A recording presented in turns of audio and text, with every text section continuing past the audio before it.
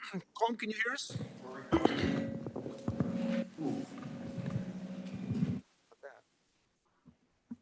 I see Bob. Can you hear us? I can hear you. Yep. Okay, great. Thank you. We good to go, Tucker? Okay, I'll call the meeting to order. Thank you. Thanks everyone for being here too. Um, Chris, would you do the roll, please? You, you are cutting out a little bit. Okay, I might not have been close enough to the mic. There you go. That's better. Not Tom gonna be- Schulte, Here. Todd Lavieri, Here. Michael Chen, Chris Labrise is here, Victor Alvarez, Here. Maria Weingarten, Here. Bob Hamel, Here. Colin Dobbin, Here. James Yao, Nick Matrakis, Here. Jan Schaefer, She's out tonight. okay, Deanna Carlson, ex officio is here. Is that your new title? I'll call second time, Michael Chen. James Yao. Okay. We do have a vote, actually. We're going to move into executive session, so we do have to seat Nick for Michael, or somebody for Michael? I think that's the only Yeah, we're alternate gonna, you- yeah, the the only only alternate you alternate that's have. here That's fine. is Nick. Yeah, okay. All right, a motion to seat Nick for Michael tonight, please. So moved. Tom, second. Second, Chris, all in favor? I, Opposed? None? Okay, so moved. Okay, I do think we have to really lean into these mics, by the way, for 2 hours. Tucker, can we talk about this? Oh, my God. I have 10 pages, thousands of pages But here. you can turn it off. It's not helpful if you're talking. Okay, so a motion to approve the minutes for the February 13th and 15th meetings, please. I have one change to the February 15th minutes. Well, I'll move on the 13th. Right? Because you want to do the 13th You okay? We'll first? do the 13th? You okay on the 13th? Yeah, I'm Victor? okay on the 13th. Okay, second, Nick, all in favor on the 13th? Opposed? None? So moved.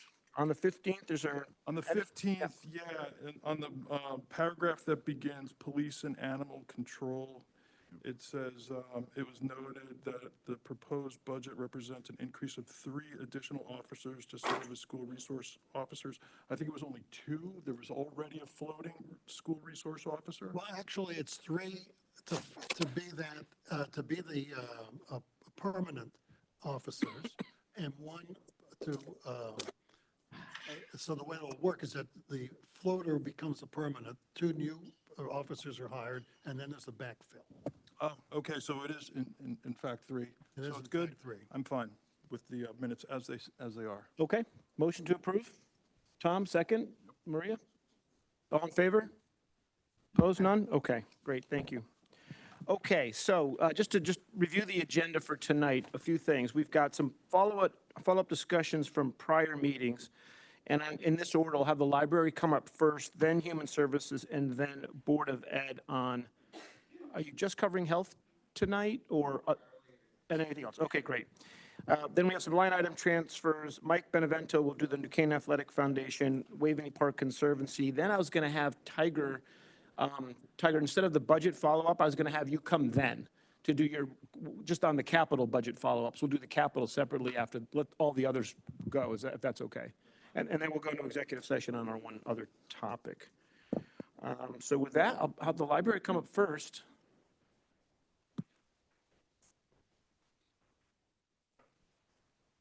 How are you doing? Can you give us a little update? We're so disappointed to hear what you've been dealing with this week. Yeah, I know. I can't. Oh, yeah, you got to hold it for a second, push hard.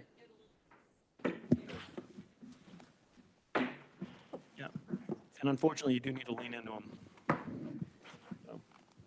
So for those of you who have not met me, I'm Kim McNally. I'm the new president and CEO of the New Canaan Library. So before I start tonight, I'll give you an update of what has happened at our library over the last 10 days. So as I'm sure many of you heard, we experienced a flood on Sunday, February 18th.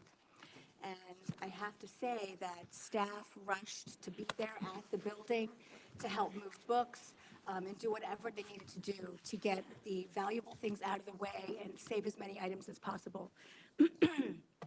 So we don't know why this flood happened, but we do know that the backflow preventer valve failed.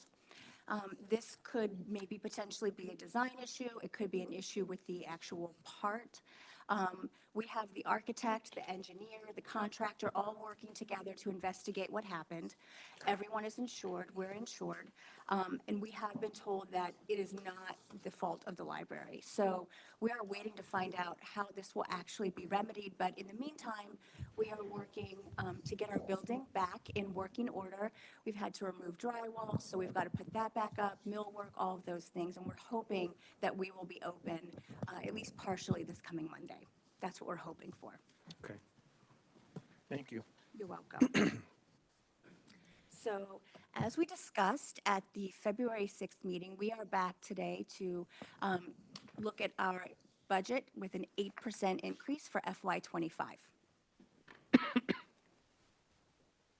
So you had presented 7, came to see us at 9, you're at 8, just, right, Mike, Tom, and Chris?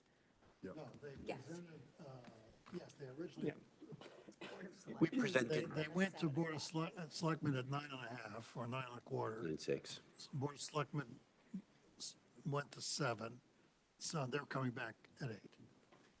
Okay.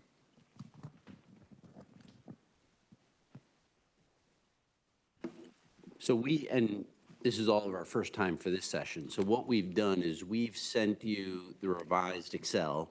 We've given you 2 or 3 summary slides. Nothing's changed from that end of that last meeting. We can do a recap or go straight to Q&A. I wasn't sure how this form works. Well, what questions does the team have? We don't have to go through every line item again. What's the net difference? Sorry, I didn't have the net difference I between. believe it's 42,000 from our ask or 70,000 from our ask. So the net difference between the 7% and the 8 is 28,000. That's the question. So between the 7 and the 8 is 28,000. This is a $28,000 conversation. Correct. Okay. Okay. Do you want to pull up that one? It's a 28,000 increase from the 7. I understand. Yeah. Yeah. No, I know, but Yeah. the delta is the The 28. 3 deltas, I yeah. understand.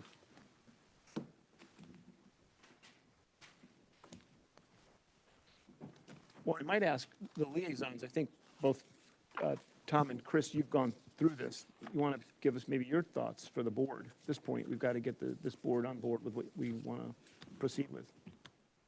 Yeah, Tom and I had met with the library before their initial presentation, and we had talked about the difference of opinion between what they wanted at 9.25% and what the Board of Selectmen was suggesting at 7.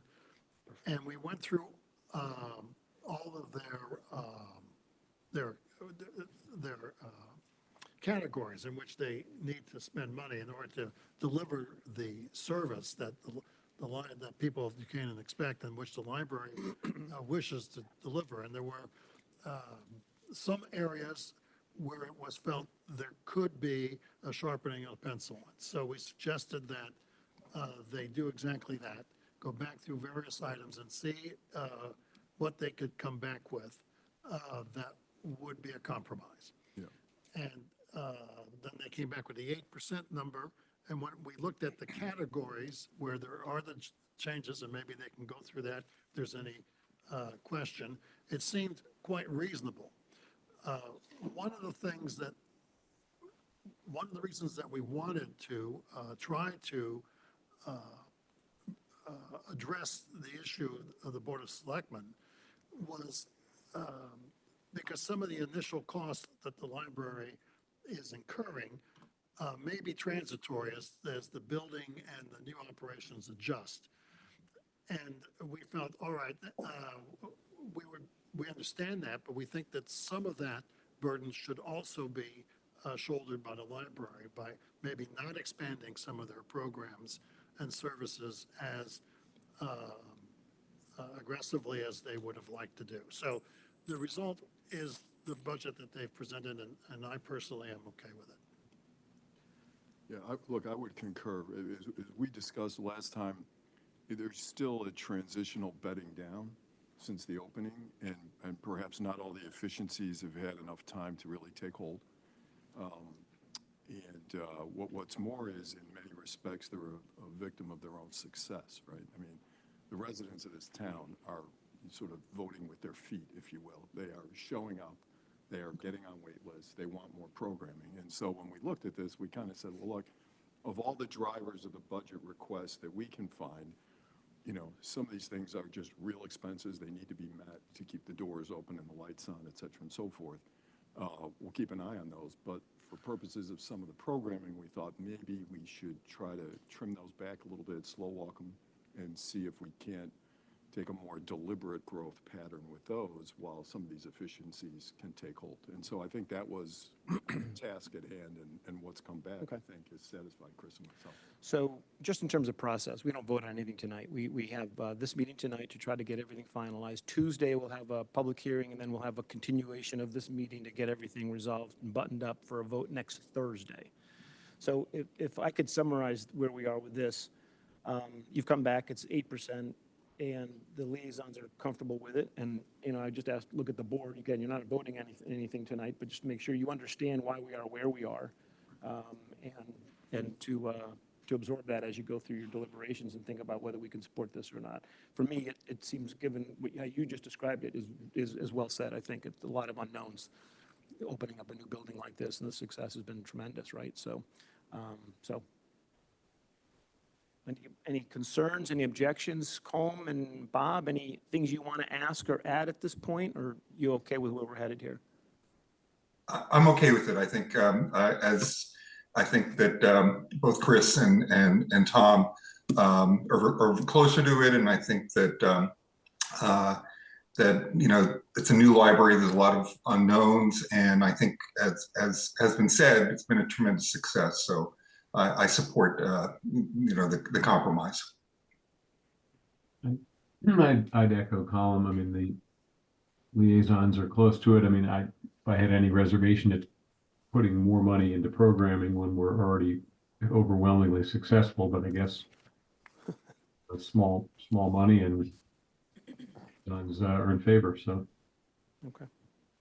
Okay. Well, I mean, I think good process. I think the Selectman's office and team did a great job just trying to understand everything. I think we put it back and forth. So I think we're good for now. And so, and I think there's support for where we are. So again, we vote on it really not till Thursday. But if any follow-up questions, we'll come back. But right now, I think this is good. Great, Is thank that you. fair? Thank you so much. All right. Okay. Thank you. Now, before we jump to human services, I'm so sorry.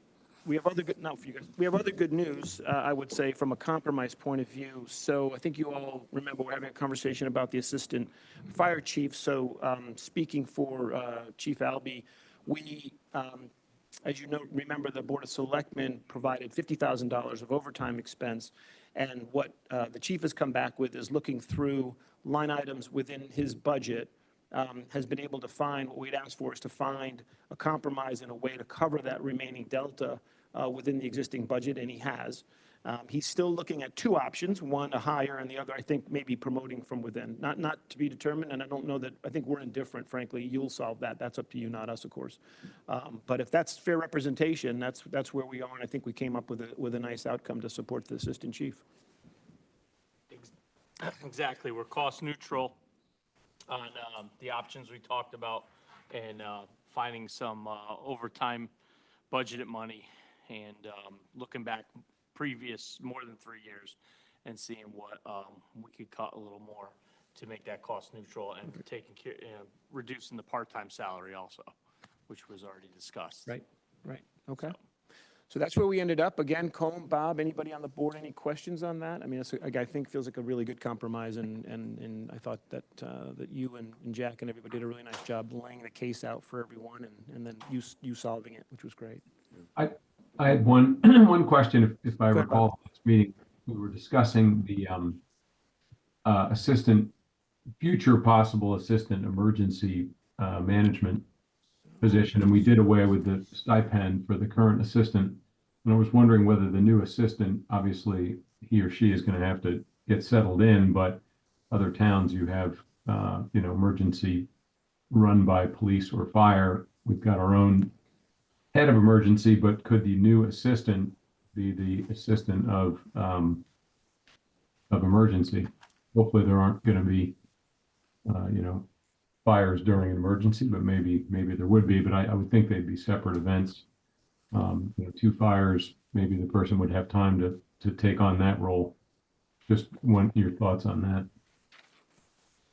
You have thoughts on that? Yeah. Yeah, talking with the emergency manager, Russ Kimes, that's something that we can handle within the fire department with him. Obviously, he's the assistant chief, and with the career assistant chief, we could definitely cover that role. Right. Okay. Everybody, any other questions, concerns, thoughts? James, you good? Okay, thank you. Yeah, well done. Appreciate that. Thank you. I think we have a good answer there. Okay, human services. So let me summarize where we are. I don't know where Bethany went or Penny, but I'm going to try to provide a summary, and if there's questions, we can ask them. And both Penny and Bethany are here and can avail themselves of any questions that the board may have. So you recall we went through the line items for each of the operating budgets for the categories. I think we have agreement on every one of them now and a solution for funding with the exception of two. So I've got your request, Bethany, here, our understanding of where we are. Everybody should have a copy of this. Hard copy of this. Bob and Colm. Put it on the screen. Do you have an extra one, Tucker, for Deanna? Sorry about that. Maybe a couple more? I think you did. I have 4. Does that help? Oh, that might help. I can't. How much are they? It's $5. You and I can share. Wait, I have 4 more. Oh, he has one. I didn't know they were, I wasn't awarding them. Who put them there? I didn't know they put them there. All right, here you go. That goes, you need one, James? All right. Oh, we got, Okay. you need one back, and you don't have to share anymore, okay? I think we're good. I'm down to 2. Okay, so here's where we settled out, I believe. On all the main items, the categories, I'll go with the ones where I think we have clarity and consensus. I'll read them off. Community program mental wellness, $2,500. Meals on Wheels, $5,000. Domestic violence, $10,000. Child Care Guidance Center, $5,000. New Canaan Cares, $18,000. Asterisk, I'll explain in a second. New Canaan Urgent Assessment, $50,000. I'll explain that in a second as well. What did I miss? There's Kids in Crisis and the Get About, right? Yep. Okay. For New Canaan Cares and for New Canaan Urgent Assessment, there are 2 blocks of money, $10,000 for New Canaan Cares and $25,000 for New Canaan Urgent Assessment. That's coming out of the opioid settlement. So we just want to make sure everybody understands that. So the town's funding $25,000 for New Canaan Urgent Assessment, and the opioid settlement is funding $25,000. The town's funding $8,000 for New Canaan Cares, and the opioid settlement's $10,000. That gets you to the 18 for that. So on all of those, I think we're in a good place. Okay. Yeah. So we have 2 questions. One, the Get About, the selectmen sent us $35,000. I believe that was the original request, and then that was what was approved by the. Excuse me, the original request was 65,000 For the Get About. for the Get About. To us? Actually, it was 50. And I have my original budget book from what you brought to the selectmen, and it's 50,000. Right, the agency requested 65,000, not what we and brought the the selectmen. proposal is the human services Okay, 50,000. let's be clear. Whatever we get from the selectmen, I don't know what happened before that, but we Yeah, got, so no, it's I didn't even 50,000. get the agency request. 35, The selectmen did not get the agency request. The selectmen got what the committee brought to the Board of Selectmen. Well, first to me, and then to the Board of Selectmen. And what was brought to the Board of Selectmen and to me in committee was 35. 50, no, 50 Oh, for 50. forget about. 50, forget about, okay. Right. But you sent, and the vote, the budget item that we got to the Board of Finance, I believe, was 35. So we Okay, cut it at the Board of Selectmen level. right, okay, I just want to say, so that's at 35, you're still requesting 50. I just want to make sure, I'm just trying to get to the point, Yes, which is wherever we got to 35, you're still requesting 50. That's not settled. And now, Kids in Crisis. Okay, so Kids in Crisis, I mean, it probably goes, go ahead. I think you should probably ignore this first column in this handout because Yeah. nobody saw this besides the commission. Why- The Board of Selectmen, so Yeah. this column here Yep. was never presented. That's okay. I think we're on agreement on all those items, so I'm not sure whatever the past track record or path that we got here, we're here. I think we're in a good place. 2 items. Get about, we're at 35, the request is 50, $15,000 difference. And we have to decide on that, by the way, by really Tuesday or Thursday, okay? And not tonight, but just to know that the request is 50, not 35. Now, Kids in Crisis. So I'd like to just make sure we're all clear on where we are with Kids in Crisis. So what we've learned is that we have the program for the high school. The entity, the Greenwich-based entity for Kids in Crisis, did not provide us a counselor for June, July, August, September, October, or November, or December. They were working one, they were trying to find one, but we didn't have one. Unfortunately, we were paying $8,000 a month for that service, for that person that didn't come. All of that's interesting, but the question is, what's the best solution for the town of New Canaan? We have, how many students in Saxon High School combined? 2,000? Yeah, about 2,500. 2,500 students, and the question is, how do we make sure we provide services to support our students who may be in crisis? There could be a hotline, there's things that Kids in Crisis entity can provide, but I think this is a good example of a time to take a timeout and figure out where we are and what's the right thing for the town of New Canaan. An entity that charges us $32,000 and doesn't provide services, I'm sorry, that's a flag. Not to say that they can't fix it, I'm sure they can, we'll sort all those things out, but to me, not providing the service and taking the money is just, I think it says that it could be a degree of lack of reliability. Maybe they're having trouble getting people. I don't know. I am 1 inch deep on all this, but I do know we didn't have the service and we paid for it. So what I've asked is if Bethany, working with the superintendent and with Cheryl, put together the solution for New Canaan. What's the right thing for New Canaan? And the answer may be we just need more Kids in Crisis support. The answer might be some other solution that can come up. I think we, the board, want to make sure whatever we fund is effective to provide the support for our children. And I think on that we all agree, 100%. So, so that's where we are on Kids in Crisis. What I've asked is that for our Tuesday meeting, if I could ask you to come back on the Tuesday meeting with that best you can solution that we can then look at. Is that all right? Yeah, we're Okay. meeting on Friday morning, Perfect, and this will give us time. perfect, And as you said, we all have the same goal exactly. of the kids having access to care, Right. should they need it. Is everyone okay with that? Just caught up on where we are? That, Bob and Colm, you all right with that approach? Yeah, it'd be nice to know why. That's fine. Yeah, it'd be nice to know why we didn't have someone at the school and we paid for it. I'm not sure why we're upping that number, but yep, look forward to the answer. Right, exactly. I mean, we can guess tonight, but it isn't really worth a lot of time. I think we have to figure out what's the right answer, so. All right, I can go through the process, but if it's not up I for will. argument or I think- anything. I think we'll have to figure all that out. I think we Okay. should engage Ann and all that, so, but we are where we are. I do have a question though, which is, so what's in the line here? What is it that we're still considering? Well, okay, good question. So, I mean, it could be great question. zero. I think what we have in the budget today is we understand there could be some private funding. The number that is penciled in, and I hate to even throw these numbers out because until we have an answer, it's sort of silly. But right now, we're supporting the $144,000 request and thought it was just better to keep the amount in there. Now, that is made up of 2 components, $119,000 funded from the town. Pardon me? 96,000 is funded right now for the high school teen talk counselor. Well, we're supporting 144,000. That was the That- number that was requested. Yeah. I'm making it up. We understood there was possibly a private donation of 25,000. Don't know if that's true or not, so we're just, that's there. If it's not, then it's gone. And plus 119 gets you to the 144. So I would say the number we're trying to support is, at this point, 144. Is that right, Cheryl? That's correct. Yeah, okay. And that's your number. So Yes. that's the number. And can I just ask, is the 144 for all of the services they provide to all the schools? Or is it just for the high school, or what? So I'll break it down. The 96,000 goes to one high school teen talk counselor. Okay. The other SACS talk counselor, if it does come to fruition, is $96,000 also.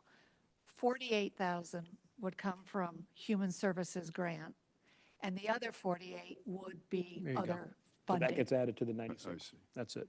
Yeah. Perfect. Thank you. I mean, look, we are where we are. I mean, there may not be anything to do with this, but if we're going to try, if we're going to try to fashion a solution around kids in crisis, but we conclude that there's a reliability issue, that may be wasted effort. Right. You see my point? We could come up with a number that makes sense for us all to put up our hands and say, okay, but in other words, without knowing more, I'm not certain that trying to fashion a solution around kids in crisis makes a great deal of sense if there is a confidence issue, which there seems to at least. Yeah, we don't want the illusion of support. I'm just pointing We that want out, support. right? That's right. Right, I have no doubt reasonable people are going to be able to come up with a number that makes perfect sense for us to support our kids. The fact of the matter is, as stewards of the money in this town, we're going to be looking and saying, well, we're going to be giving more money to this organization.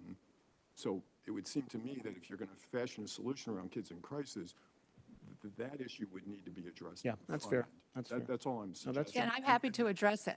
And I don't think we can and solve it right there now. may be an easy issue. but You will address it when you have to, I understand. Yeah, yeah, Well, I no, think no, the it's just sensible. superintendent has a point of view and would be part of this solution as well. And the answer may be a hybrid, right? We may have a hybrid. That's exactly right. My only Yeah. comment would be the solution is going to be fashioned around children and their needs. There you go. Exactly. How about that? That's- How about that? That's the right thing. Perfect. Perfect. So you said that the second counselor, which would cover SACS, would cost 96,000. Yes. And how are you going to fund that? So 48,000 we're requesting through a Human Services grant. And that's from the state of Connecticut? Oh, no, that's it. Yeah, Human That's Services, that's our ours. budget. That's our Okay. 48,000. Okay, that's our 48,000, and then the other 48,000 would be private funding. It would create a public-private partnership, which there are, there's interest and there are funds. The goal is, depending on what is the best option for SACS for the middle school age child, Yeah. that's a little bit up in the air right now. So like Todd said, it might be a moot point to discuss this for. Well, and it's not our swim lane. Our swim lane is to make sure we provide the funding to provide the services Exactly. for the town. That's our job. And I think that's what we're hitting a snag here until we get that settled with you and with So the the superintendent. 144 is the 96 for the high school plus half of the SACS. That's it. Correct. I just want to clarify so that, You're going to just really speak into this. I have a loud voice. I do too, but it doesn't. The other half then is not coming out of the Board of Ed budget in any way, correct? Because it was. So I just want to make sure. Right, the that has been other half lifted. Is not embedded in the Board of Ed budget in any way. You are private. You mean funders. right now? I mean, right now. Oh, That I know, okay. right, that, Under the proposal, because 144 does not get you 2 counselors, it gets you 1.5. Right. And then the other half originally was in the Board of Ed somehow in grant. I mean, we talked about pulling other programming, The COVID-related grants. Yeah, okay. Which is why we started the pilot last year with the grant funding. And are It's those wind grants down on next the year. Board of Ed side, or are they controlled by the Board of Ed? They are. So that extra But they 48,000 is end. not coming out of the COVID grants that the. no, Board of that Ed- ended. It ends As at Brian the end said, of this. okay. yeah, I this- just, Okay. yes, I just want to make sure. No, There's good- been good a lot of question. confusion about numbers, so. Good question. I've done a deep dive in the last 96 hours on this, so And could I ask I one don't other know. clarifying question, just on the get about, a $15,000 delta with this tsunami Yeah. of numbers that we deal with don't seem so much, but does Get About have other sources of funding besides town bodies? In other So words, is Get this About- an existential delta for Get About? Right? The Get Out has contingency fund. Okay. It looks like a lot, 575,000. But when you look at the operating costs, it's over 300,000 a year. That does not include every year they rotate a new van, which is 75,000. Right now, there are, employee wages are under what the local area is providing for drivers. So they're losing drivers. They're having to up their employee wages in order to be competitive with the area, and they can maintain. So that and the cost of gas, inflation, all that.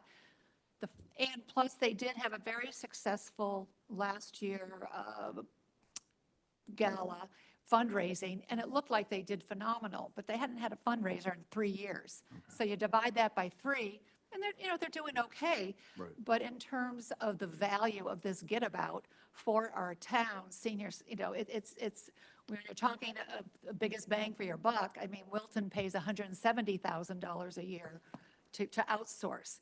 So this 50,000, we feel, they did request 65. We have in the past given them 46,000. Last year, we gave them 47,000. We are appreciative of the costs that they are working with. And so we honored 50,000 as a request. That's where it stands right now. That's helpful color. Thank you. So their operating budget is $300,000 a year, is that what you're saying? Yeah. And what they do is they pay the town the costs. Did you have a question? Yeah, I just have a quick question. So, because I remember Getabout always having annual fundraisers. Yeah. So was the 3 years off or 2 years off because of COVID? Yes. So, I mean, I don't know that you would want to look back and say, oh, they only have fundraisers every 3 years. Because I remember historically, they were annual fundraisers. Right, that's what I'm saying. So there's three, So I would just as their. Oh, I think that's what she said. She said it was annual. She happened to miss a couple of years. okay. I It's still just- annual, but the annual just started. It's the It first just year again. started 'Cause again. it restarted, So basically, restarted. so if you average that out for 3 years, because it was a big bang for a gala, but it was because, hadn't happened in 3 years, 2-3 years. I got you. Yeah. Okay, any other questions on the Get About from this group? Okay. Okay, again, we're not voting on it tonight. That's great feedback. Appreciate it. You're looking for a sixth of the operating expenses, one way to look at it. 50,000, if you're up to 300 now, right? Annual? Okay. All right, I got it. There Okay. is a grant. They do get a grant that I submit from the municipal grant project. They get about $25,000 a year. I give them the deliverables every third. And so they get, but it's not enough. That they do have grants that they write, they fill out from banks, from hospitals, from the local areas. 300,000 a year. You got to raise it. You That's got to all raise it. I get it. And they're actively raising. Okay. All right. Then are we good, except for those 2 items? No, the urgent It's an assessment. assessment program. Why aren't we good there? It's 25,000 Well, plus you 25,000. said there was an asterisk. Oh, You well, it has wanted to- $25,000 from the Opioid opioid money. settlement. You have 50,000 in your number. 50,000 is your number. 25 from the town, 25 from the opioid settlement. I think that's okay, right? That's what you asked for.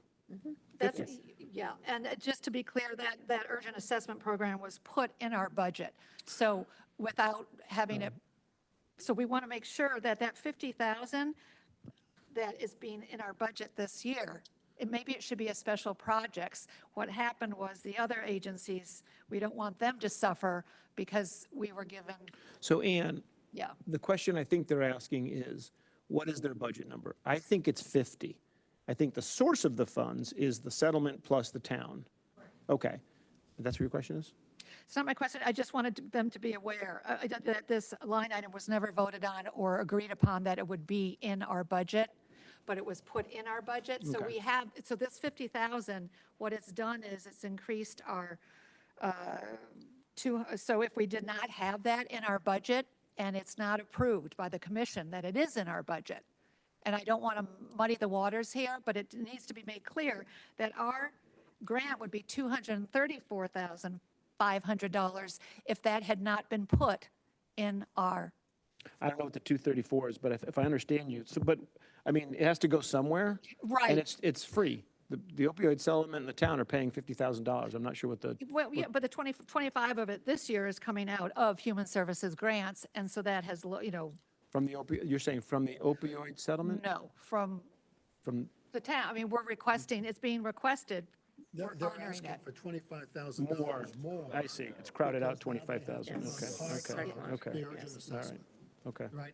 Is that what you're saying? Another way to look at it, though, Bethany, is that you're in charge of human services for the town. And this program is a major effort by the community, and we need to be looking at strategically, what are the programs that we want to fund as a community that we think give us the best value for the taxpayer dollar? And so, while I understand that you don't like it in your budget, it is a human services effort, and so it belongs there. And I'm not saying I don't like it, because I'm very much for the program. It's just that increased 50,000, and that's it. Okay. That's it. It's just FYI. It's Okay. nothing to argue about. It's just showing how the numbers creeped up. It's a change. this year. I think I got They it now. creeped Okay. up. But this year, we're meeting the 50. Yeah, So it hasn't absolutely. actually crowded things up, but it does make the math perhaps somewhat more complicated year on year. Yeah, Okay. it squeezes us, like you said. So just FYI, nothing negative. Okay. Okay. One other thing, just on the Kids in Crisis, I'd like to know when we meet on Tuesday, you're going to meet on Friday, do we have a contract with them? If so, what is it, what does it say? What do we pay for? What's the agreement? All those sort So of. the contract, with a grant, there are two ways that Kids in Crisis, and since they have been since 2000. At least 10 years. 10 years. More. There has never been a contract. It's always been on a grant basis. And they have. I don't follow you. We have an, I don't follow you. If there's no contract, there's no contract, but we don't normally just give $8,000 a month with no paperwork, do we? Is that new? We do if it's what we call an approved grant, but we spread it out 1/12 over the year, so they don't get the full upfront. If it's been approved, that's what that money is being. But we're expecting a service for that. Okay. Going forward. From the Kids in Crisis viewpoint, they're getting a $32,000 grant towards their They're getting charity. 96,000 for this 96 position, yeah. From the town of New Canaan. Right. Now, that's the street going this way. Yeah. Our question is there a street going the other way? Yeah. And that's not clear. I think it's got to be clear, because there's other services. There's a 24/7 hotline. There's all these other things. I think it's important to understand now. So we can switch to a contract-based agreement. I'm just saying, again, I don't want to solve it tonight. I want you to understand it so that we can understand it when we meet again. Moving forward, things are going to change, and I think Okay. we talked about that. Either there's a statement of work or there's going to be a contract. Something. The commission is going to have to track all of these agencies. As you can see, Perfect. there's 5 or 6 agencies that are getting quite a bit of money. So whether it's quarterly or every 6 months, there's going to need to be something done. So Okay. this whole process will Okay. change. Yeah, so there's going to be a protocol put in place, Perfect. and so that it can be followed, and quantitatively, experientially, and we'll go from there. And this is what the commission wants to study, wants to look at. Good. And move forward Really with. good. Okay. And like I said, Tom's point, we have to understand how it's going to work for us to be confident that it's working. So, And after we meet with Dr. Lutzi on Friday, we will come back with Okay. exactly how it's going to work and what's going to happen with that 32,000. okay. Thank you so much. That was a lot of work the last few days to get everything figured out. Thank you both. Appreciate it. Thanks, Bethany. Thank you. Okay. Over to you, Brian.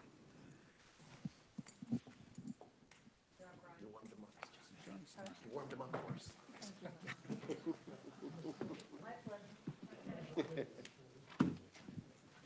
All right.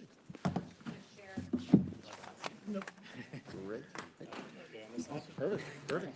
Michael's And here. Tucker, I sent you the documents for anyone who's remote. Say, Michael, when did you come in? I came in around 7:28. Okay, thank you. You docking his pay? Yeah, Yeah. it's over our head. Wow. That's right, But you charge. that's right. My glasses on, I couldn't tell where anyone was looking.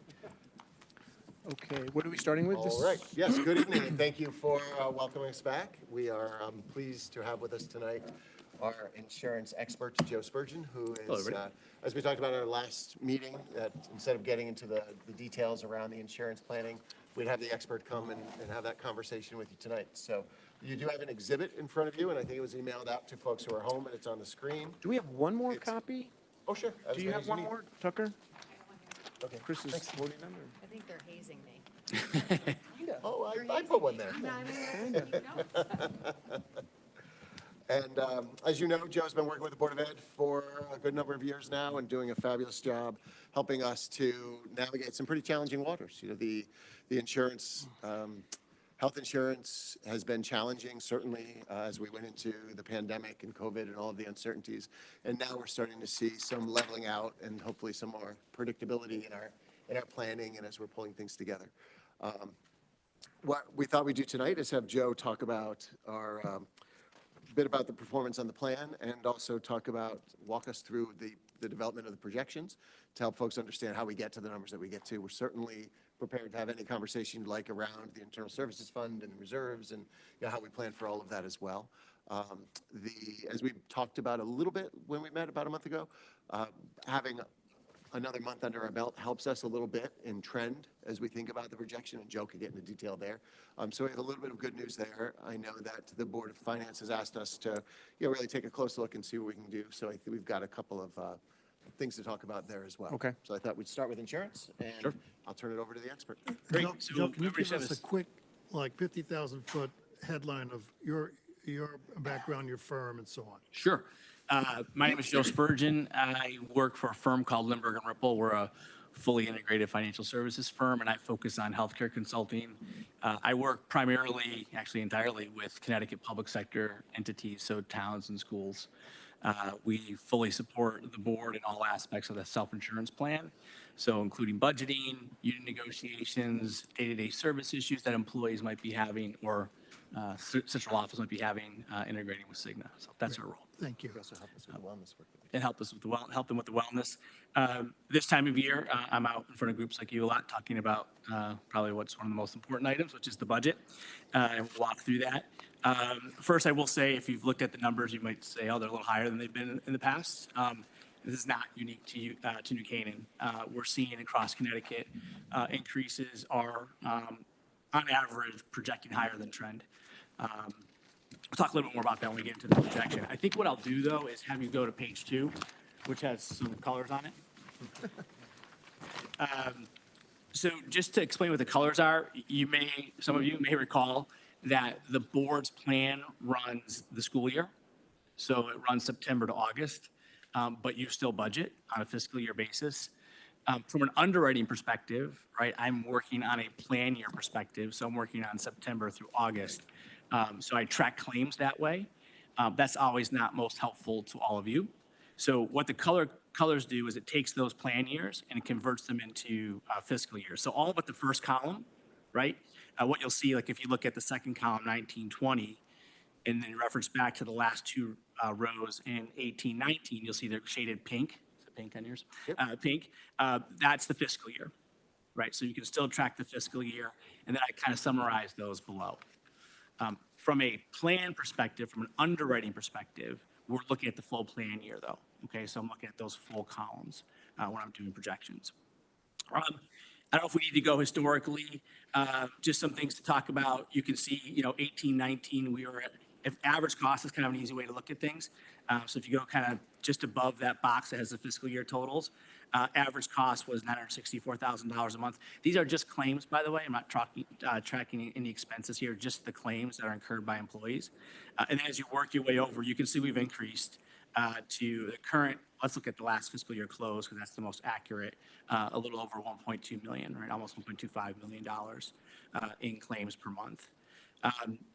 I'll just draw your attention to 1920, May, June, July. Those were the COVID shutdown months.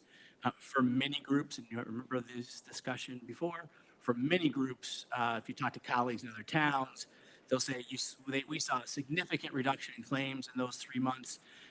That is the case everywhere, but just about here. You had a really bad July despite the shutdown protocols. So you did not quite see that kind of COVID relief that occurred. What I would say is those months could have been much worse, likely, if everybody were able to go and obtain services in those months. So that's just one thing to note. The other thing I'll note in 2021, a lot of your other towns might say, hey, it took us a while to kind of get back to average after COVID, and that is the case. You guys did kind of jump right back into it. So You didn't quite see the COVID offset that other groups did. Saying that, again, if it's just that we had some large claimants that were causing that to happen, it might be explaining, right, why we're seeing claims increase in these years, because now we are kind of returning back to normal. Some in the industry will say there was some pent-up demand. I'm not sure I'm really buying into that much of it, but I think there's more of a return back to normal. I think people who needed to have ACL surgeries and needed to have surgeries had them. Maybe people who weren't going for as many preventive exams or had a cold and maybe weren't obtaining services weren't doing that. I think that is now returning back to normal, and that's where we are. If we look at last year, I think 22, 23, so second to last column, that's our most recent completed fiscal year. What you'll see is we averaged 1.243 million a month, or just under $15 million in total claims. What I do want you to kind of pay attention to is we did start to see an increase in claims in March and in May. Those were not in our projection for this current fiscal year. So as we're kind of tracking how we're performing this year, we are tracking probably likely to end right around or slightly over projection this year. And some of that has to do with the way those claims hit later in the fiscal year. Brian talked a little bit about trend. The closer we get to the effective date, I'll show an example of this, the lower trend assumptions that we can use. But ultimately, your budget process has to stop at some point, right? Ideally, if you could lock in your budget in August, that would be great, right? Because we'd be really close to the effective date, but you guys can't do that. So this page just gives you claims by month. I don't really need to spend a whole lot of time on it, because the next page I think will be a little bit more meaningful to you. Just one note here, these are net claims. And I'll talk a little bit about stop-loss insurance, but we do have stop-loss insurance on the plan. So what this reflects is only the claims that you are liable for, not any claims that were over stop-loss. Okay, so they're just what the Board of Ed paid out. Then we do have the average contracts. So when I talk about a contract, I'm talking about the subscriber, the employee, or the retiree that we're obligated to provide coverage to. A member, the line below that, that's that subscriber plus their dependents. So for example, I'm a family of 4. I would be one contract, 4 members. Okay.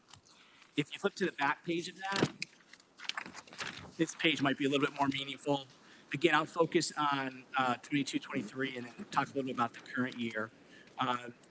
If you look at the very first line, this is where we expected claims to be. So if you look just under September 22 through 23, we expected claims to be 14.5 million, almost 14.4 million. Actual gross claims, so not accounting for stop loss, came in at 16.1 million. Of that, 1.2 was over stop loss.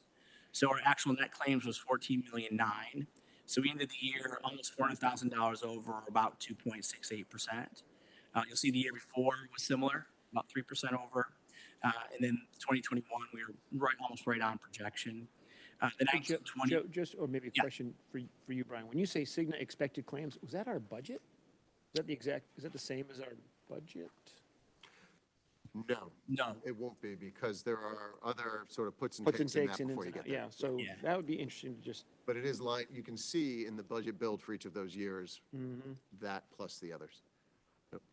from an underwriting perspective, I don't really care about the budget, right? What I care about is what do I think claims are going to be. So that's what I'm tracking on here, right? So this is used to kind of predict what costs are going to be. This wouldn't include any administrative fees, stop loss fees, offsets for employee, retiree, COBRA, state reimbursements that come into the plan. Do you show the premium somewhere here? We don't pay premium. You don't pay premium. We're a self-funded group. So New Canaan is liable for all claims that are incurred against the plan. We pay Cigna an admin fee on a per employee per month basis. We'll show that on the renewal projection. And then we also pay a stop loss premium. Okay. But on these two pages, I'm just tracking claims. And the reason why I'm just tracking claims is claims are the variable portion of the budget, right? Fixed cost stop loss premiums, admin fees generally don't change throughout the year unless you have a big change in enrollment. Typically, we don't have significant changes in enrollment, so we don't really track that on this page. Okay. So if you look at the current year to date, what you'll see is we projected 14 million, almost 9. If you just straight annualize that, which isn't really a fair way to do this, by the way, but if you take that number divided by 12 and then multiply by the number of the months that we're into, we'd be at $6.2 million in expected claims. The reason why I say it's not a really fair way to do that is there is seasonality in the way claims hit, specifically because we have a deductible-based plan. So it takes people a long time to hit their deductible. So we typically expect claims towards the end of the year to be higher than they would in the beginning of the year. But it's just a general gauge, right? If we just take a straight annualization, how are we comparing against that? So year to date, we're at 6 million in gross claims. We have no excess. We have something very close. No excess claims right now. So we're running about $170,000 under projected, or 2.74%. Given that we're 5 months into the plan year, I'd like to see us closer to 8 or 9% under expected, kind of in around expected. So we'll keep our eye on it. We did have a bad December. January improved from there.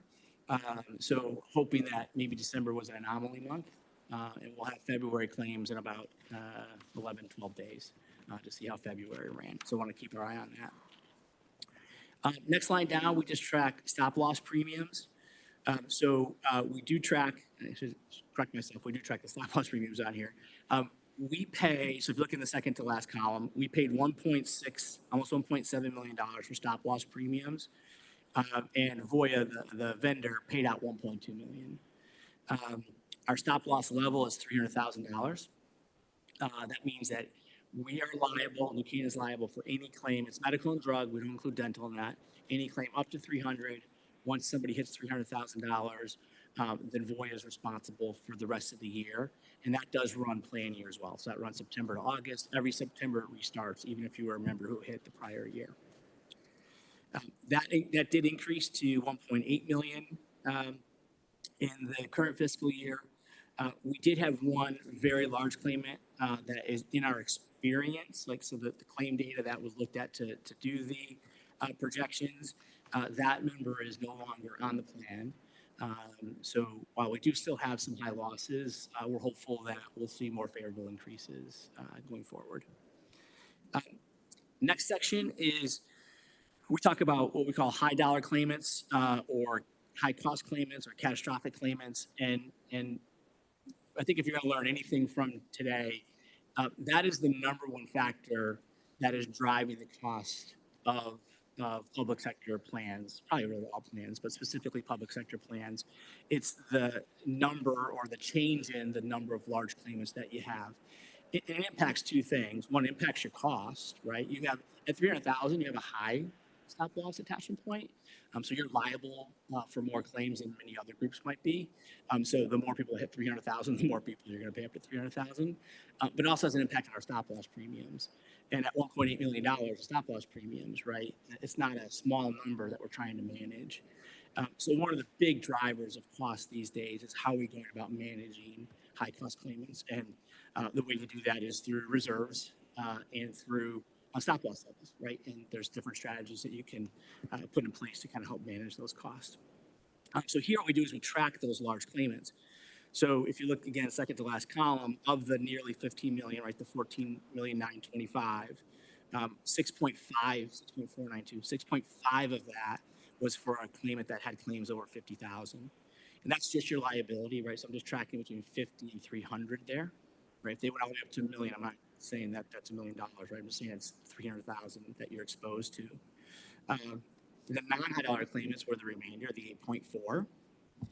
Next line down, we talk about your average members. So on average, we had 1,490 members in that fiscal year. 55 of them were our large claimants. So 3.7% of our enrollment was driving about 44% of our cost. That's not atypical. That's what we're seeing. But you can see that's why really those large claims really are driving the plan. Generally what we see is the change in large claimants will have a significant impact on your year-over-year budget. So if that's increasing, you'll see bigger changes in your increases year-over-year. If that starts to decrease, you can see some offsets, which we have seen in the past. If you look at the line immediately below that, that tracks our non-high dollar claimants. And you can see for the last 2 years that that's been under 4%. trend's at 8.5, right? So our non-high dollar claims are actually performing better than trend. So it's, really our high dollar claims that are driving this conversation. That last So you column, mentioned that the large claimants, that one went away after, recently? we have one large claimant that's reflected in the 21, 22, and 22, 23 year that's no longer on the plan. So if we look at 22, 23, we had 55 large claimants, and then for the 2 months in 24, there are only 19? Are you So far. forecasting that the large claimants are going to be at the 55 level, or are they going to drop back down to? I think we'll start to approach that 55 level. So we're less than halfway through the year. We're at 19 already. I think we'll be closer to the 55 level, yes, as the year goes on. So this last column isn't terribly meaningful because it's very immature, right? I'm only 5 months through, so that number is going to increase every month as more people start to hit $50,000. So it's just kind of there because the columns are to track it. I wouldn't take a lot of faith in, we're going to end at 1.2% of our enrollment driving those costs. It's going to be a higher number than that. And I'll reference another figure when we look at the renewal projection, which we're running closer to that 55, which looks at 12 months. What sort of impact is the fact that the average total members are down in the last year and this year is lower than it has been in the past? It helps us on the admin fee side, right, on the fixed cost side. Generally, what I've seen in the last 5 to 6 years is that a drop in enrollment, even if it's more significant than that, isn't commensurate with the same drop in claims. So what tends to seem to be happening is the people who are coming off the plan aren't your big claimants. So we don't always see a significant drop.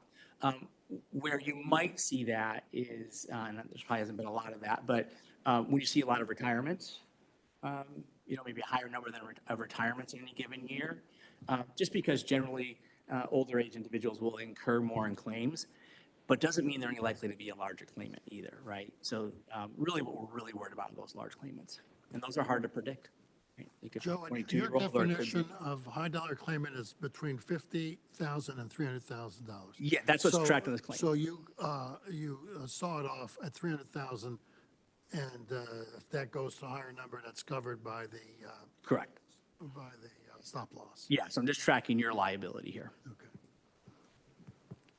And then just below is fairly simple. We just track we just bucket those large claimants by dollar ranges.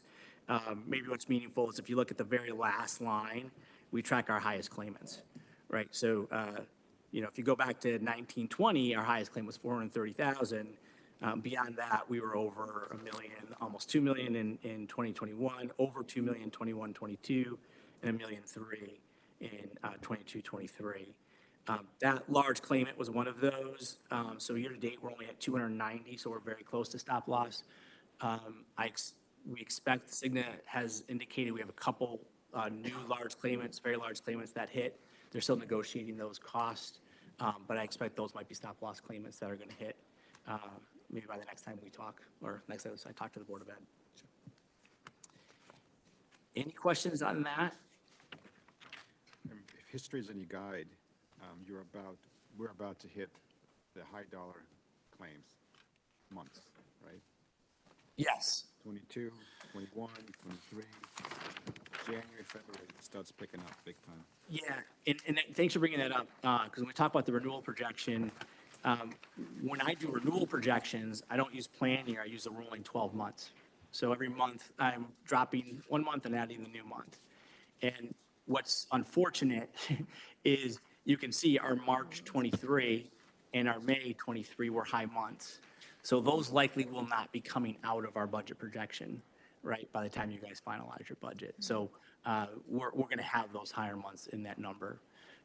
If February, March this year, if we use claims as far as March this year, looks significantly better, there are some adjustments that we can make and some assumptions that we can make based on that in the renewal projection. And we can talk more about that, where you might do something like that.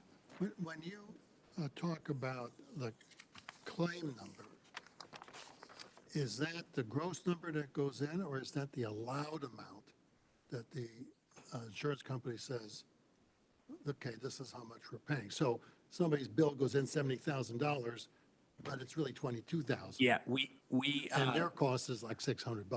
Yep. So whatever Cigna's negotiated rates are for an in-network provider is what we pay. So the gross claim is what they will allow. Yeah, when I say So if yes, the hospital puts in, or a Correct. doctor puts in a high number, but Yeah. the insurance company says, sorry, we're going to pay a third of that, then that's the number that you're using to form that top claim number. yeah. So if a hospital claim was billed at 500, but Cigna has a 50% discount, doesn't really work quite that way, but let's say they did. So it would be reduced down to 250,000, then we would pay 250 for that, Okay, up to the stop loss level. okay. And that's why we use Cigna as the administrator. Correct. Yeah, so that's why, Cigna's role really, Cigna serves two purposes for us. One, the main one, right, is we get access to their discounted network, right, which provides us those discounts. And then two, it allows them to actually administer the plan, right? They do all the claim adjudication, they handle what claims get paid, what claims don't, what needs prior authorization, what doesn't. They answer customer service phone calls. But beyond that, Cigna holds no liability for this plan, right? They're not on the hook for anything on this plan because we're paying those costs. Now they have an incentive to negotiate good deals because we can go to somebody else, right? And Cigna has been our stop loss vendor in the past. Actually, is it in the running? No, I think they rolled out. Yeah, so even before that, we were Sun Life. So we haven't been with Cigna for a while, but Cigna did hold the stop loss at one point. Okay, so if we're ready, we can go to the first page. I have a quick question. Yeah. So I'm just looking at the stop loss premium and Yeah. the excess claims. And, I see, from 21 to 22 to 22, 23, there was a big jump, and I can see we had a big, excess claims. But last year, so I see the 52% jump in stop loss premium. Yep. Last year, they won Yes. by, 400,000, and we still had a 13.5% jump in premium. So sort of what is the thought on Voya? And, that seems like. Good question. Yeah, no, it's a great question. So one of the things was we did not know that member wasn't going to be on the plan anymore, right? So that did factor into the increase. But what I would say is so far, Voya has been a pretty good partner. They've taken a pretty big hit in a couple of years. We do, as you all will probably know, we do share that Voya contract with the town. So the town also has Voya. We have separate premiums, so we have separate attachment points, but they do look at us as one group. They rate it based on the experience of each entity, but there's an overall kind of pooling component that kicks in for that. But this might be a year, unfortunately, for Voya, that if they're looking to still stay at higher levels, if we can market it, that there'd be opportunity to save those premiums. And, in the stop loss market, that's kind of what happens, right? A stop loss carrier will come in, they take some hits, they try to recoup some of those losses. You go out to bid, they're not quite willing or able to match what a new carrier might say, well, I don't have those losses to kind of recoup. So it's been kind of been valuable for us to do RFPs. We work in conjunction with a town consultant, and we've done RFPs at least every other year. And some years we've done them every year. Yep. So that will be looked at for sure. Are these contracts annual contracts? They're So they annual last all 12 months? You can't get out until the end Correct. of the term? Yep. Yep. So actually, the last year's at 13.5%, well, a large dollar amount, wasn't as high as the percentages of prior 2 years, right? Those were ferocious. Yeah, and you may or may not like this, but yeah, generally what happens with stop loss is if your plan runs at projection, which I would admit we ran, I think, below projection at last year, but if your plan runs at projection, you might still see double-digit increases, and it's a function of what they call leverage trend. And it's pretty easy concept, right? What a leverage trend does is says, well, we know medical claims are going to increase every year. If you group are maintaining your stop loss levels at that same level, then what we're doing is put more and more liability onto the stop loss vendor. So in general, and it's not always the case, but in general, leverage trend is not quite double annual medical trends. So if we're at 8, we'd see about a 15% leverage trend. So we did do less than leverage trend last year with that 13.5. So can I just rephrase that, Joe, to say, so Yeah. because medical costs are going up, but our stop loss is staying at 300,000, there's more risk bump into it, of course. annually Yeah, for the sorry. carrot vendor, right? Is that what you said? Okay. Yes. Just want to make sure I was understanding. Thanks for clarifying. No, I didn't. Just put it in English. Yeah. Over time. And I'm gonna, like, I have to translate for actuaries, so you can imagine how much worse it would be if an actuary was here. Sorry if there's any actuaries in the room. Much better job than our prior consultant Oh, to gosh. do, to explain this. So from the insurance company's point of view, if they are a long-term relationship with you, they will eventually recoup a down year, won't they? I mean, they'll just bill it in to some future, so they may lose 1 year, but over 5 years, 15 years, they have to come out ahead, otherwise they're not, it doesn't make any sense. Yeah, at some point. So when we left Sun Life, that was kind of the issue. They took some losses. We knew there was going to be improvement. And, the sales rep said, management's just not going to let me be aggressive here, right? Like, we've just lost too much. And, they write that into their business model. This is nothing new.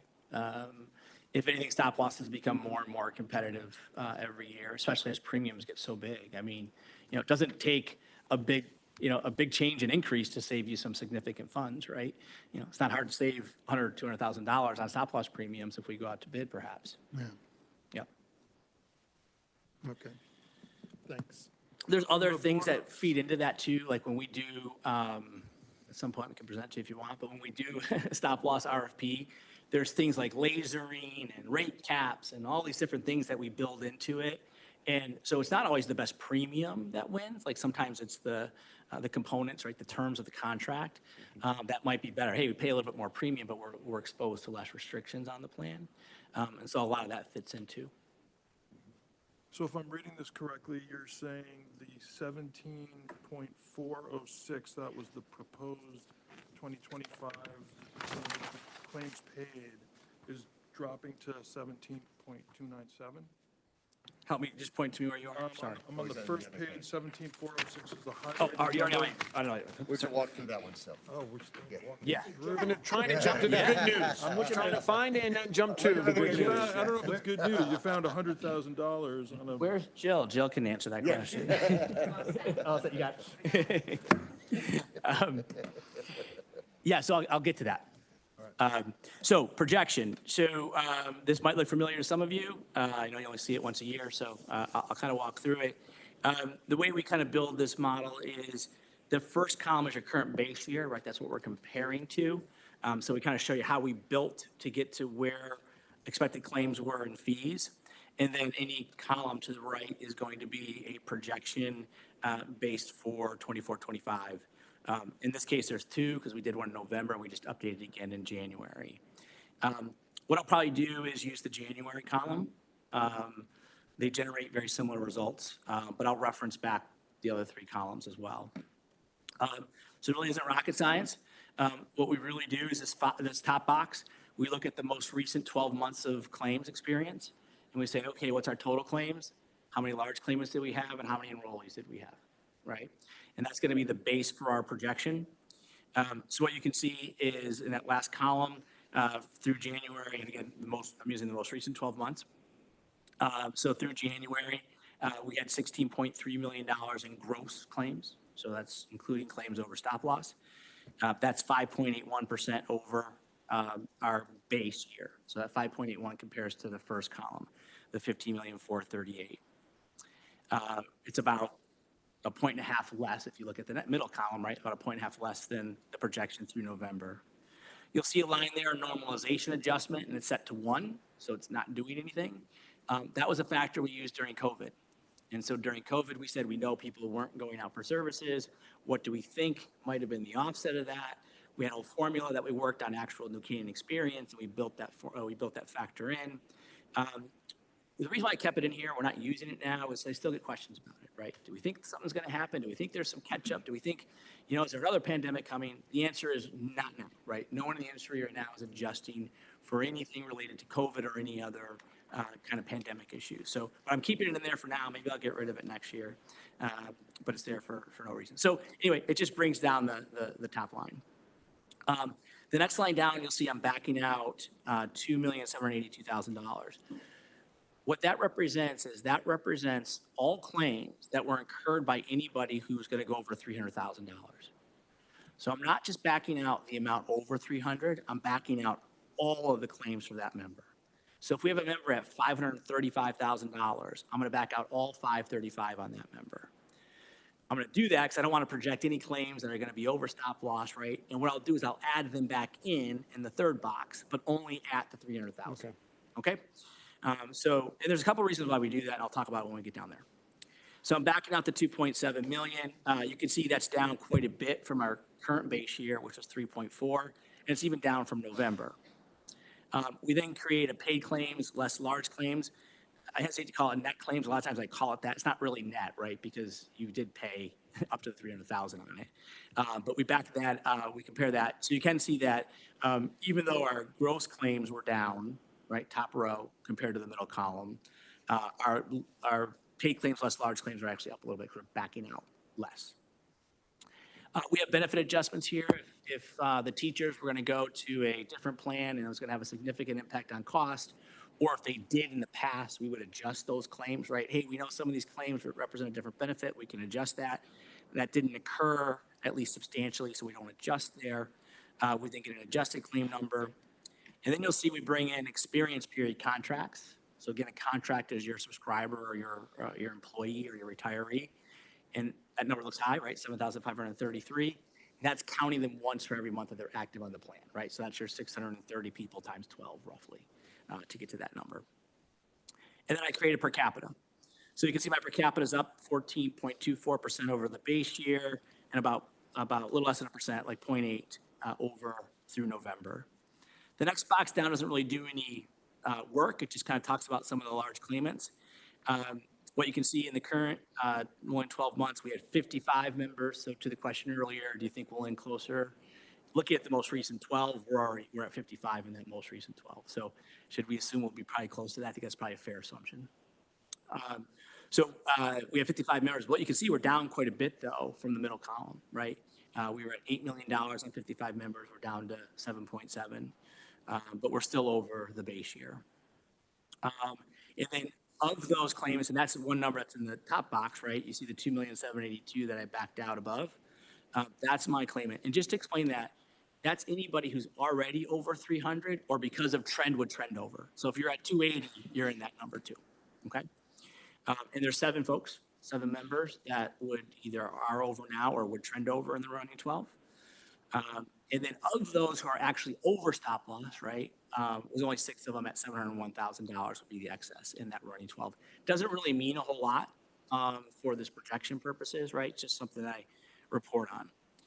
And then here, that very last line, you'll see my add back, right? That's 2.1 million. So that's the 7 members that would trend over stop loss times 300,000. So that's what I'm gonna add back in the third box. As we work our way down our projection, you'll see I just pulled the per capita from box 1. That's gonna be my first kind of real number on that page. But what you'll see just above this 1,799 is 19. And that's the number of months that I'm projecting forward, right? So I'm taking January 2024 claims, and I want them to look like August 2025 claims, right? So I'm trying to predict 19 months from now. We work with annual trends. So you can see the line below, just below 1799 is 8.59%, right? That's our annual trend. Well, I'm not predicting 12 months from now. I'm predicting 19 months from now. So I take that annual trend and I convert it to what we call an applied or an effective trend to represent 19 months. Another way to think about that is if annual trend was 12%, you can assume trends 1% a month, then my 19-month trend would be 19, okay? Or you could take the 8.59, divide it by 12, and then multiply it by 19. It won't get you exactly to my number. There's actually some actuarial formulas in there, but it gets you pretty close. Why 19 now versus 21, 22 in prior years? So what, if you look at the middle column, is the reason why we're using 21 there is because we only had claims through November, right? So I have 2 more months now of claims. So every month that Make sure you understand that. You see where the November 23 is? Go to the very top, it says projection 24, 25, says November 23. That's that month. Now it's in January, so now it's 2 months close. Yep. Thank you. So for every month that we add, right, we're able to drop trend by a little less than 1%. So if claims stay about the same, and that's kind of what happened in this projection, if claims stay about the same or increase a little bit less than trend, we still see an improvement, right? And you may have seen that for me in the past, where we start the budget process off early in the year, and we're at 8 or 9%, and then by the end, we're saying it's 4. It's not because we padded the budget, right? It's because claims haven't increased as much as trend, and we're dropping all those trend months off, right? So that's a big factor. I'm not overly optimistic that we'll see lots of improvement, again, because those big claim months are going to stay in the projection, but we'll see what happens. So I take that 1799, I increase that by my trend, the 13.9%. I get a new per capita of just over $2,000. Have an opportunity here for margin. We don't usually add in margin. A time when we did add in margin was when the Affordable Care Act first passed, and preventive services were being covered at 100%, and children up to age 26 were staying on the plan. We weren't sure what to expect. So on average, we had like a 3 to 5% margin built in just to prepare for that. You might add margin if you knew, hey, we're opening a brand new school, we got to fully staff it, and we're going to put some margin in. We're not sure what it's going to look like. We're going to put some margin in. That's what you might do there. And then we bring in our current enrollment, 630 contracts. We take our per capita, multiply it by the 630 contracts. We get a projected claim number of $15,497,000. But then I've got to add back those 7 people that I took out up top. So I add back $2.1 million for those 7 people. And then you'll see a negative 300,000. So one of the reasons why we don't just back up at the top and just say, hey, why don't I just back up who's over 300, right? And not have to do this add back thing in the bottom is this allows us to be a little bit strategic and find out, well, what do we know about those high claimants that are on our plan? And so what we know is that currently 2 of our large claimants are no longer active and this running 12 are no longer active on the plan. We've got a couple more that are coming up. So rather than be too aggressive and not include both of those, we're taking out 1 of them. So basically, we're saying in this projection, we assume 6 of those 7 large claimants, or somebody will take, right? We'll have another 6, whether it's the same 6 or 6 different people. From a Cigna perspective, we're still over, I think, what they would expect probably in large claimants. So we're not being terribly aggressive by taking 1 out. And that gets us to our new claim projection of $17,000,003. The line next to it, you can see is highlighted in yellow. I think that's the current basis for the board's budget, which is $17,000,004. And what we can see here is that $17,000,003, so roughly $100,000 improvement in the projection, wasn't because claims improved, right? It's because we saw that trend improvement, right? So claims are a little better than trend. I don't have locked in fees yet. One unfortunate part of stop loss is they don't lock in fees until they have at least 9 months of claims in the current plan year. So we don't really get to lock in claims here until April, May-ish. So right now we are assuming a 17% increase in stop loss. We haven't talked about marketing or anything yet, so it's really just a placeholder at this point. Cigna, I expect their official renewal probably within the next 3 or 4 weeks. I'm assuming a 3% increase to their fees, which aren't a significant portion of the overall cost. I don't know if they'll be that high, but it's just a little bit of a placeholder. You will see 1 negative in the fee section, and that's drug rebates. So part of our contract with Cigna is the drug rebates that come back to Cigna, 100% get shared with the district. What we do here is we take the actual rebates from the prior fiscal year, and I just reduce it by 10%. Right? So I'm not coming all 100%. I'm saying, hey, we got 90% of it as just a kind of general assumption. Then we just add up the projected costs. So we just add all the lines up. So we're looking at about a 16% increase, kind of if you look in between the 2 columns, and just under $20 million, $19,534,000, looking at the January projection, and $19,006,000, looking at the November projection. So did you say we split the drug rebate with? Did you say you split the drug rebates, or we get 100%? 100% back. We get 100%. Yep. Can I just ask, Yeah. With respect to those members who I guess you determined in the ensuing 19 months would be eligible to roll off? and no longer be active participants. What's the rationale for just choosing one of the two rather than both? Just because we know there are some other large claimants coming in. So if we look at the 7 that we're currently projecting to be large claimants in the fiscal year, we know 2 are not active on the plan, but we're aware of at least 1 that is likely going to be another large claimant that's going to hit soon. So I see. we just, yeah. Okay. So it's not that you are taking into account all those people that would be eligible to roll off. The point is that they're just going to be replaced. Yeah. Got it. Yeah. Okay. Thank you. So the 14,883 for the 24 budget, there's only 4 months left, I believe, in the 2024 budget. How close are we to getting to that 14,883, or how far are we going to go over it? Or have you calculated that? Yeah, roughly, depending, we're only, so plan year again, not fiscal year. Yeah. So I'm looking at 5 months of data, not 7. But I expect likely we're going to end over expected, and probably anywhere from, I've got a range depending on what you're looking at, between like a low of 14.7 and a high of 16.8. But I think the 16.8 is a very high. So I think we're going to be kind of getting that into that $15+ million number. And then that's kind of the function of your reserves, right? So your reserves absorb that, which is what they're intended for. Okay. Do we tick and tie these projections in March to, well, when then we have a budget, we approve, and these estimates? This process, I mean, you've got to go back to 2018, 2019. Do we?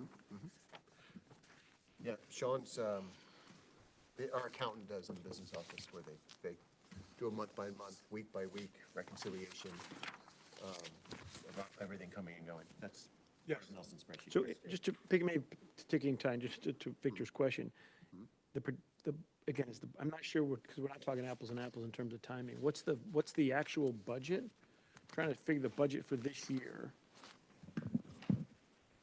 For the current year we're in right now, we've budgeted 14.7. Am I reading that right? 14.8. 14.8. And for claims. And that's for the budget that ends on June. And where are we on that in terms of tracking? Are we going to?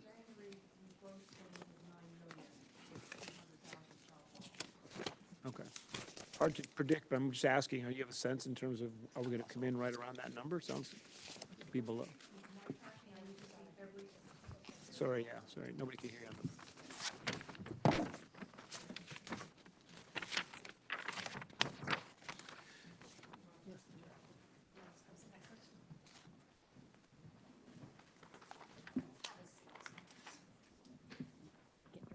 There you go.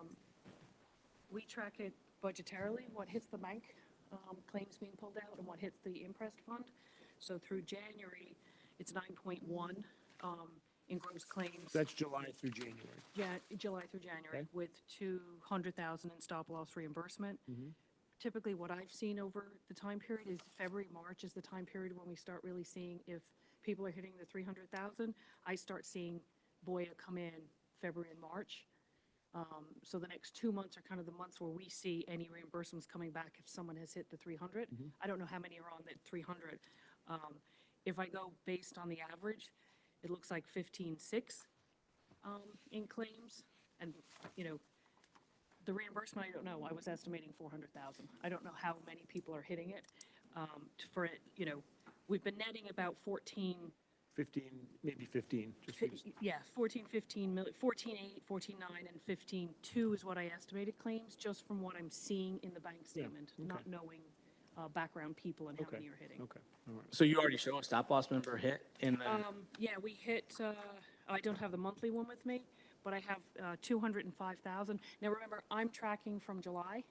You're tracking from September. So July and August are still on on our Yeah. budgetary side, not on the Yeah. plan year. So we have reimbursements. That's why I want to true it up. I mean. Yeah, and if you look, Todd, so which will explain too, so my blue boxes, right, would roughly get to, I'm at 8.8 million. And we'll always be off a little bit for timing, right? Because my claims are based on Cigna approved the claim to be paid, not when it was drawn. So depending on when things were drawn, beginning of the year, end of the year will always be different. So we'll never match exactly to the draws. But if that's what those color coded are intended to do, right? So it's basically saying of that 14,883,000, you should be right around 8.8 million in total draws. Okay. The other problem with that a little bit is the stop loss runs on the plan year. These are net claims. So in the bottom two boxes in the second column, the stop loss, the way it hit might have been a little bit different than what this reflects. But it should generally be close. Brian, your request, health, is 17.8? Yes. Okay. Although after Joe's information, it's 17.7. Right, exactly. That was what Victor was jumping to. That's right, that's right. Just because you asked me to come out. Okay, here other tomorrow. questions for Joe? I mean, as always, fantastic and thoughtful and very thorough.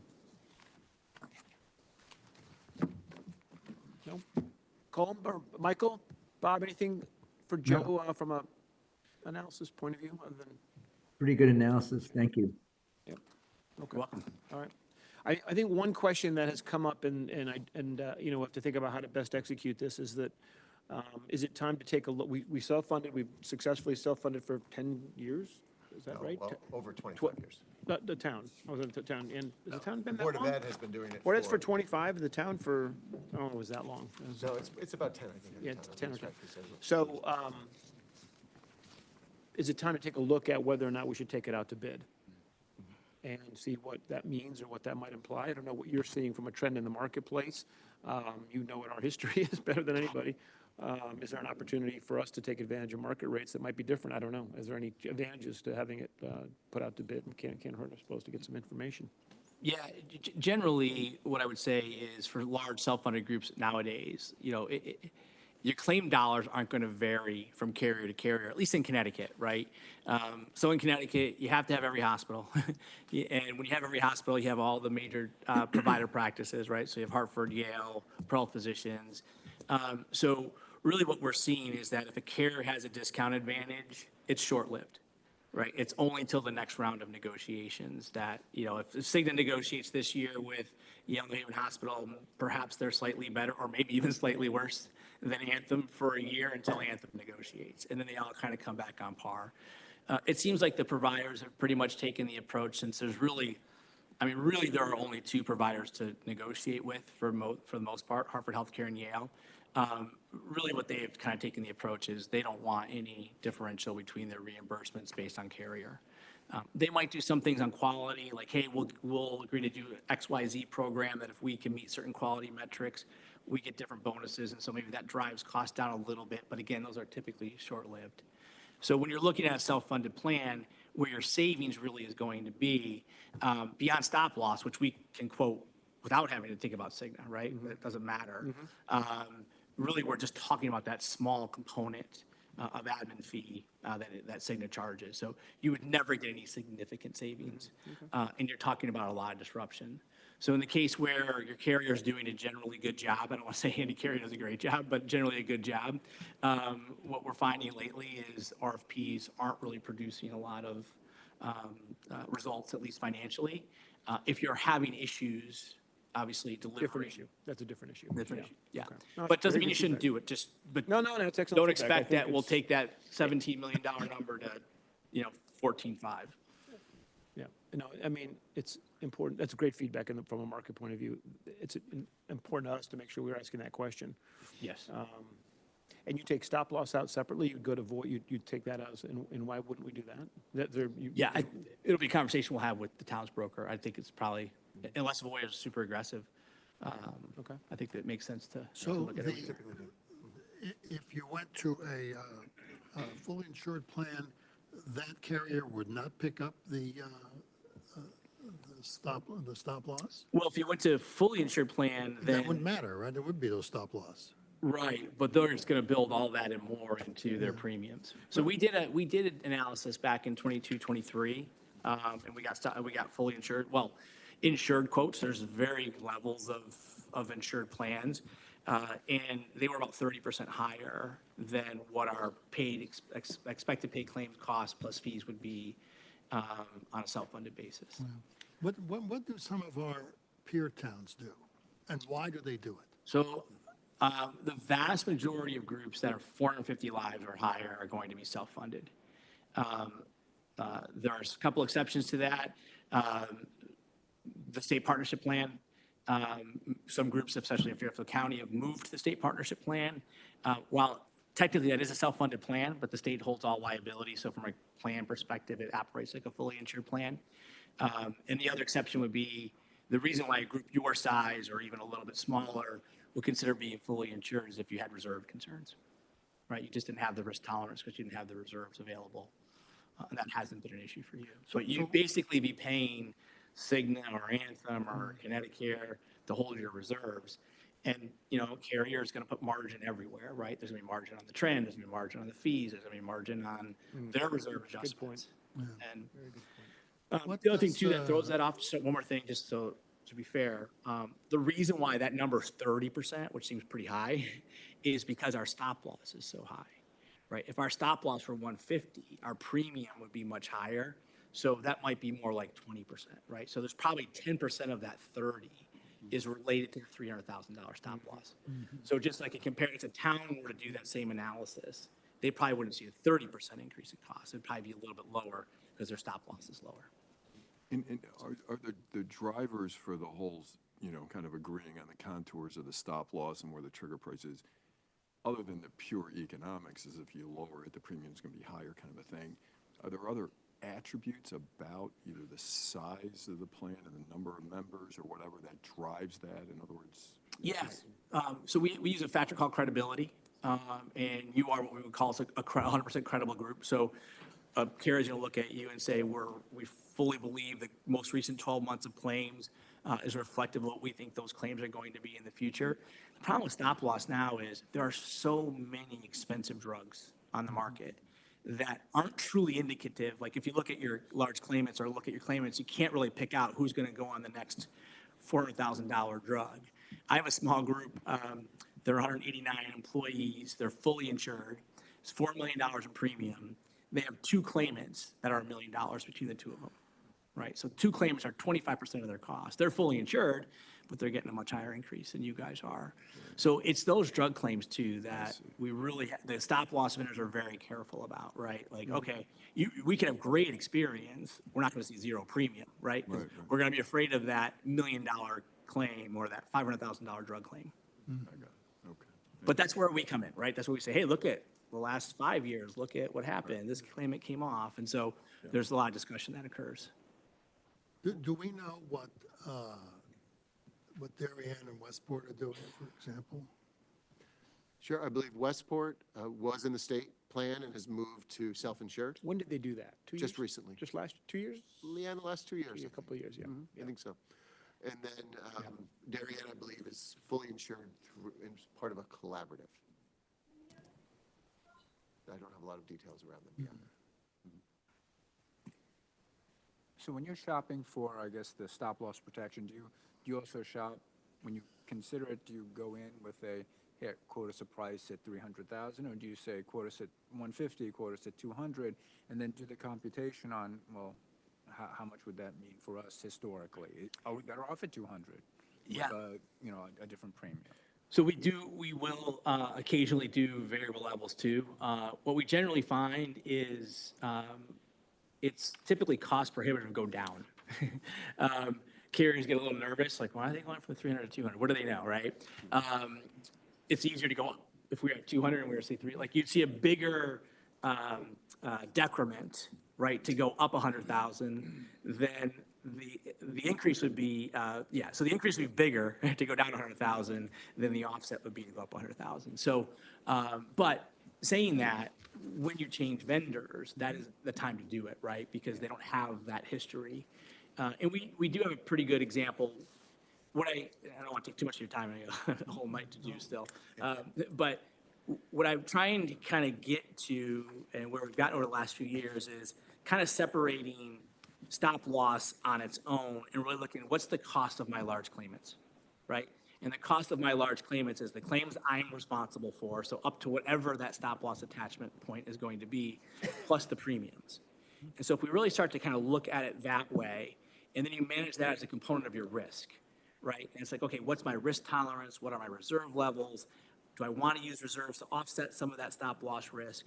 Right, you can really kind of get creative, and that's where you might go down or opposite. You might go up. You might say, hey, let's go to 400 and use the reserve to shelter us $100,000 for anybody, between 300 and 400,000.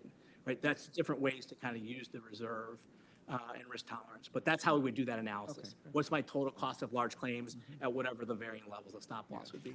Which actually is how we got to 300,000. Oh, okay. It's about Yeah. 12 years I ago assumed or it so, was we're about iterative. 150, and it had been sort of moved up and sort of in the whole scheme of things with the 20% aggregate stop loss, the individual, and the reserving. So in that example, if we went up to 400 and we have 7 claimants, it would cost the town $700,000. Right. Correct. But you might see that offset in premium, right? You might not, but you might.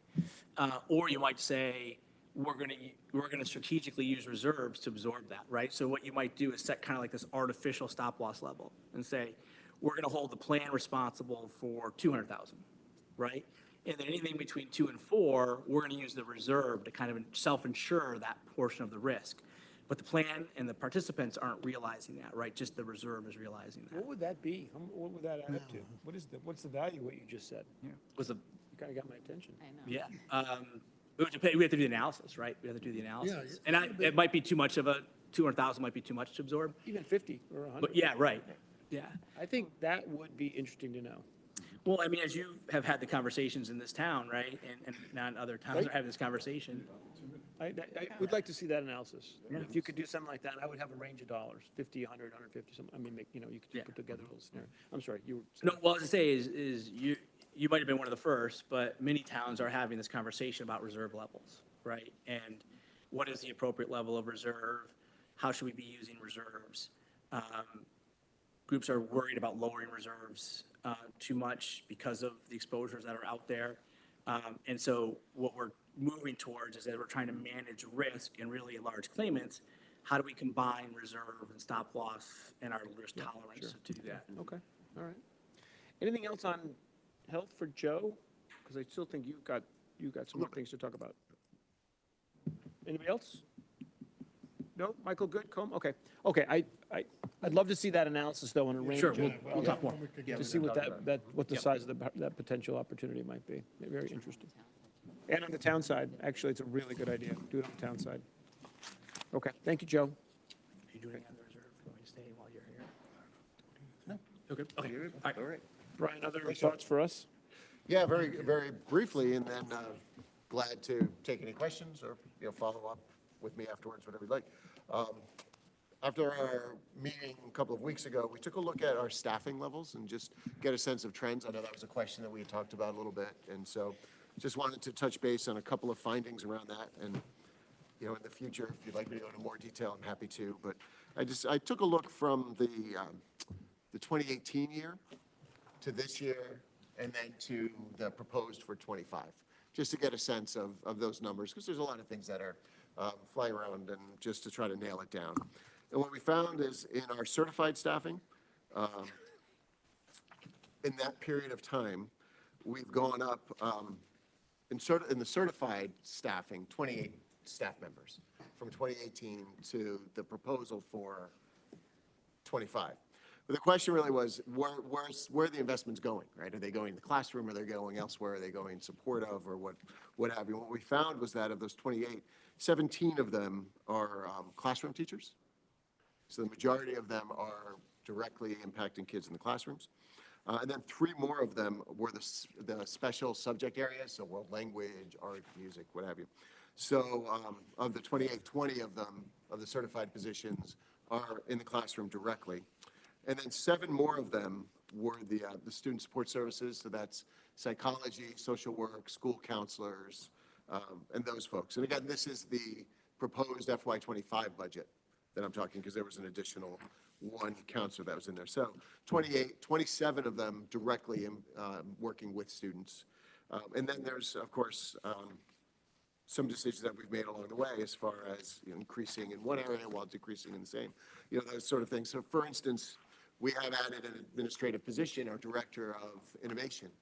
But when we added that position, we actually reclassified a position we already had, which was our K-8 science coordinator, and rolled that position into that administrative position 1.0. So you have a -1 in one place and a 1.0 in another. So it's, it's a wash. We pay a little more, expand the responsibilities, and we do try to do that quite a bit. So that's where, how we manage the growth. In the classroom teachers, of those classroom teachers, the 17, again, there's some, it's enrollment driven for the most part, but 15 of those 17 are in the special education area. So those are teachers specifically hired to meet the needs of students that we have, based on, the profiles, the IEPs, the conversations that we have. So very specific and targeted in the classroom. And that population of special education increases. So I missed the first part, I'm sorry. The population of special education students continually increases, it seems like. It has been. It has been, yeah. And we have to meet those needs on a staffing level, and as you know. Is that due to greater awareness or to better identification? Yeah, I think there's a host of classifications reasons that go in. I mean, what? Yep, I do. I think that it is a better awareness, better identification. It's more support for students. It's also the students that are, as they're presenting to us, as we have to adjust and work with them. Some of this is preschool as well. The preschool population has increased, and we anticipate that it's going to continue. We're asking, there's a 1.0 preschool teacher in the budget for next year as well. So part of it is meeting those needs of our youngest students. Part of it is, responding to the needs in our alternative program, our launch program, and others. So, yeah. Yeah, okay. In the, we've had some increase in the non-certified, as well. We've also had some decrease, just so you know. Again, we try to manage it as closely and as tightly as we can. We've gone down a little bit in our administrative support staff. Over the last couple of years, we've gone up in our teaching assistants. And again, that's primarily special education related, because that's another level of support we can provide for students and families. We have increased in our facilities support. And one of the things we're looking at is through attrition, perhaps we can find some savings in our custodial piece and maybe work those numbers down a little bit. And that's something that we're working on putting together now, what some of those projections may be around that. And then we also have, we call them others, but essentially those are our campus monitors. We've had an increase a little bit in campus monitors around school security. We've had a couple of extra other drivers we've had to hire for special education students that we transport in district using our system. So, that's been a little bit of an increase there. So we used 2018, thought that was a good measure because it was pre-pandemic and the enrollment's about the same. The numbers show, and again, I can go through presentations, whatever. And I'm going to do the same with our Board of Education. They haven't seen these data. But then I think the numbers show that we are continuing to invest where, right where the kids are. And that's the most important thing. Now, I had led to the question that you provided the answer for, and this is very valuable information. So thank you for taking the time to put it together. We were talking about the special assistants that were coming in STEM and some of the other areas. Yep. Statistically, this doesn't seem to be significant. No. So they're moving around. Correct. Within the disciplines is essentially what this data would suggest. That's right. That's right. So we try to repurpose, right? We've got the people on the bus, and we're trying to make sure they're in the right seats to make the best contribution. There are times that it has to be additive, and when that is, it is. But whenever we can do that, that's what we try to do. Well, we're up 44 since then, with a relatively flat head count. Yeah, but 17 of those went to special ed. So. Do you have any extras of those I do. The only reason I didn't hand them all out right away is I always like to triple check everything and run it all through, so I'm not putting it up on the screen and not doing. Chris had asked the question, so I wanted to make sure that I got him that, but I'll share it with you after. So, anything else on that? No, this was very good. That was helpful for those of us who had it. My apologies. I do have them. I'll get them to you. Okay. It's very colorful and nice. To a presentation, not give it to us. Sorry. So 20,000 feet. I'm really trying to stay at 20,000 feet and not talk about each and every across the way. But I'll give it out, and if there are any questions you have, let me know, and I'm glad to get back to you right away. So last question we had, of course, there was a request just to find additional savings somewhere in the budget. And I know you were going to come back either today or Tuesday on that. Mm-hmm. Yep, and it's always about where the savings is and risk tolerance around these things. So we've looked at our retirements and what we're looking at turnover and those pieces. We've looked at that in the past. We came in at about 150,000, I think is the budget that we had predicted for turnover savings. And given the numbers that we have, we have 6, I think, in hand right now, and we can anticipate a few more. So I think there's some. We can look at that number and make an adjustment there. The other piece, of course, what Joe just went through around insurance, about 110,000 there.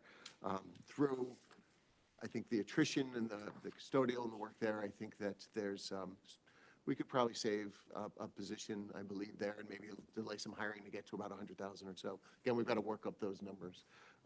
So I think as we start to piece it together, I think we could talk about a $500,000 number there.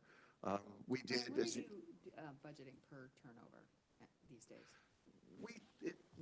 The data had shown it's about 36,000 per, as we look at it.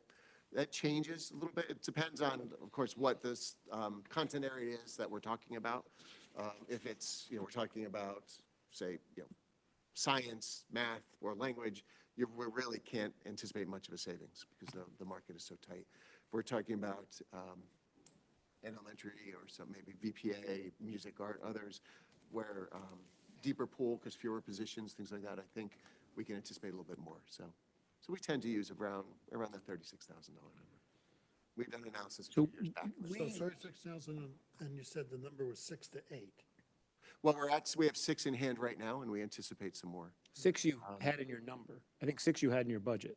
We had 150,000. So the question is, Only at 150. oh, you had 150. Okay, yeah. Okay. So there could be. So your point is a little bit more there. Yeah. Well, we would. Anything else? Well, I was going to say the adjustment. No, there's no shoe. We're good. Just to remind about the capital, and we had moved that about 600,000 or so out of the capital for the. Josh has that. Yep. Yeah, but I like to claim. No, that's good. I appreciate it. Look, I think if the answer is 500, and I think Josh will have to think about just making sure that's what we'll vote on with some specificity. Yeah. I know also every year there's always something that we learn a little bit more about, usually to the good. Yes. By the time we get to May, when we actually really pass a budget. So I'm okay with that process if this group is okay with that process. Yeah, great. Bob, yeah. Bob and Michael. Okay. I mean, so. Yeah, good. Okay. Yeah, good. We'll keep it down. And again, as Bethany and Cheryl shared, I'm meeting with them Friday, and we'll come back with a conversation about all that too. Thank you. Just one question. Are we still at 6.7 incremental headcount, or has that changed? Well, it sounds like that might change. I would say that's a stay tuned. Let me have the conversation. Yeah. Okay. Friday. Good catch. That's the right answer. That's right. Okay, good catch. Okay. Anything else in team? Going once?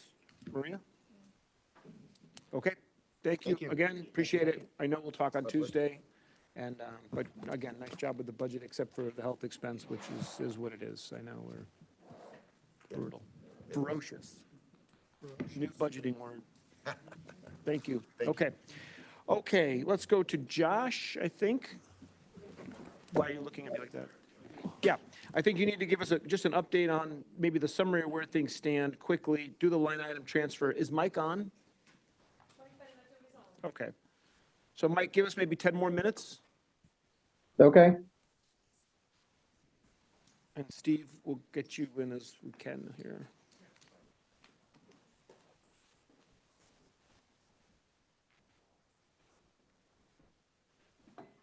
Healthcare took a little longer than I thought, but it was also a $3 million increase, so Well, I unfortunately. think it's always useful to have him go through in The detail. analysis. And Can't hurt. it's involved. You gotta follow closely. Can't hurt. Can't hurt. I don't need another copy. Is this amended? I was really starting to take it personally. That was, That's the one that you- was too funny. Oh, my God. So this is what we're budgeting. Did you get another document that I don't have? Yeah, that's the number we're going. Oh, okay. I didn't thought there was I told Susie that, Brand new. That's what I mean. Whenever that happens, just let me know. No. That's how you have 4 sisters. That can't scare you. Why did I not think of that? Okay, so let's, team, this is 10 minutes on Intermission. the summary of what the things are that have been moving around. I mean, we want to start to shape a budget by the end of Tuesday night. And so you've been running and keeping track of the changes. Tiger's going to come up, and we're going to talk about capital after we cover the other 2 items. So I'm not sure you need to cover a lot on capital for this spin, just. One moment, please. Other than library and BOE, this is Josh's summary of the difference between what was presented either in the book or in the prior meetings and where we think we are. Correct. That's right. Yeah. I didn't make Thank any you. changes No, no, for yeah, numbers yeah, that yeah. we didn't have buttoned down, like library or human services or Yeah. Board of Ed. No, this is just your. This is possibly not on their tablet. Is this the interactive model? This is not, no. Is that one ready to? I can get it for you in the next couple days, yeah. Okay. That's Yeah, we extra, need Chris. that. You got to pay extra for that. I'll try to make this big, though. Do you have capital or no? Capital in here. Yeah. So the only things that really changed in capital were the Nature Center Audubon House and the Visitor Center ramp. Okay. That got taken off of bonded capital and dropped down to tax-supported capital. Okay, so we do want to talk about tax-supported capital Tuesday night to get a summary of everything that's, because we're going to talk about taking capital out possibly. We're going to have a conversation with Sure. Tiger on a few things, and we are looking to save some Right. So tax increases there are here, some and so- adjustments in here to the tax-supported capital number, or at least how certain things are being funded. I can start at the top, and that's at the bottom right now. So the changes start with just kind of an administrative one, the salary adjustments. That was the money coming in from. I think you need to make it one click bigger. Sorry. I got you. I can cut out the explanations and just Yeah, explain it We don't need the myself. explanations. We need the dollars. We Nice. don't care about the story. The Yeah, story's I nice. miss having the thing right here. I know. Tuggett's on Tucker. So this was $100,000 from the self-sustaining fund that was being transferred in. That's just an adjustment to where we're recognizing it, not in the salaries and adjustment. It's in the recreation administration salary adjustment line, just where we're showing it in the budget. It's not a real change. Health, they dropped their gas and oil budget a little bit since they, I think, have an electric car, so they don't have that full need anymore. In other agencies, this is the lowering of the urgent assessment from 50,000 to 25,000 because it's being supplemented. An increase in the highway department has a new cemetery maintenance line. That's the 25,000. There were a couple changes in the parks salary lines, just to reflect salary changes that have happened in FY24, and this just flows through to FY25. The total is about 10,000 between 4 employees. Fire, you spoke about with Albie. These are kind of the lines he took it from and where it went to, and that did net to about 1,500 to the good, which is nice. And tax-supported capital, so Ann and myself did some analysis on the different funds that we usually utilize for tax-supported capital. That number started at about 1.9 million. It went up to 2 million when Tiger added the 50,000 for the greenhouse and the Audubon, since those were no longer bond eligible. And from there, we're utilizing 196,500 from extra duty to pay down. That's what the tax-supported capital ask from the police is. as well as 300,000 as tax-supported capital fund balance that we have. So those are projects that the Board of Ed and DPW have closed over the past Okay. month or so, and about 75,000 of bond premium money. That's kind of like old bond premium money, not the new 500,000 that we're applying, or the new 500,000 or whatever it is that we're getting. Okay. So this is old. So that brings the tax supported down to 1.4 from the original 1.9. Okay. Which is not a small change. So overall, it's a change of about 463,000 against what the tax collections revenue is expected. Okay. The only other capital project change is fire. If they're getting an assistant chief, the staff vehicle is possibly getting added back on, and that's the 80,000 that's back there. And that's kind of it. That's all of the changes that have definite numbers. The only thing that we're kind of waiting on is when we go out to bond and that finishes, I think on the 5th, we'll have a new debt service number, so that'll probably increase a bit, but that'll be offset by new bond premium to offset some of that interest, so that'll be a net positive. Right now, we have about 500,000 in there as a placeholder. We're looking to at least double that to $1 million, and possibly more would be nice. What? Wow. Let's say You talking, I mean, Ann tells me this, but you're always, conservative. over $1 million. This is bond premium? So yeah, so we have 500 in there. So let's just say 500 extra. No backpedaling now. It's already written down. It's 501 is over Can't take it 500. back now. Is it on video, Tucker? Just asking for a friend. There will Yeah. be an offset in increased debt service expense, of course, but not that much. So, okay, so the conversation we just had with this superintendent, nothing's in there. I don't think they have like new updated claim numbers. I don't think they have like flushed out a real It's okay. But I mean, ISF number yet. for us to be thinking, Sure. it sounds like there's maybe 500, and we'll Right. take it from there. Correct. This bond premium. Yes. Okay. All right. How about on the revenue side? No change, other than tax collect, which is Not just an even offset. on the earned income? I have not heard an updated number on that yet. Okay. That could be important. That's important for Tuesday, for sure, as we wrestle all this to the ground. Yeah, exactly. I would think so. And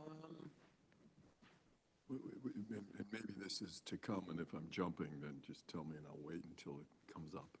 But some of the projects that we were talking about, we're going to take advantage of some of the existing balances in the pool fund, the railroad fund, the sewer fund, et cetera. That's already, the ones that have definitely have the funds, mainly like the pool fund has a lot of funding in it. We're putting that against there. This doesn't account for the sewer fund. What is the balance on the sewer fund now? I think it's about 2.6. Okay, 2.5 or so.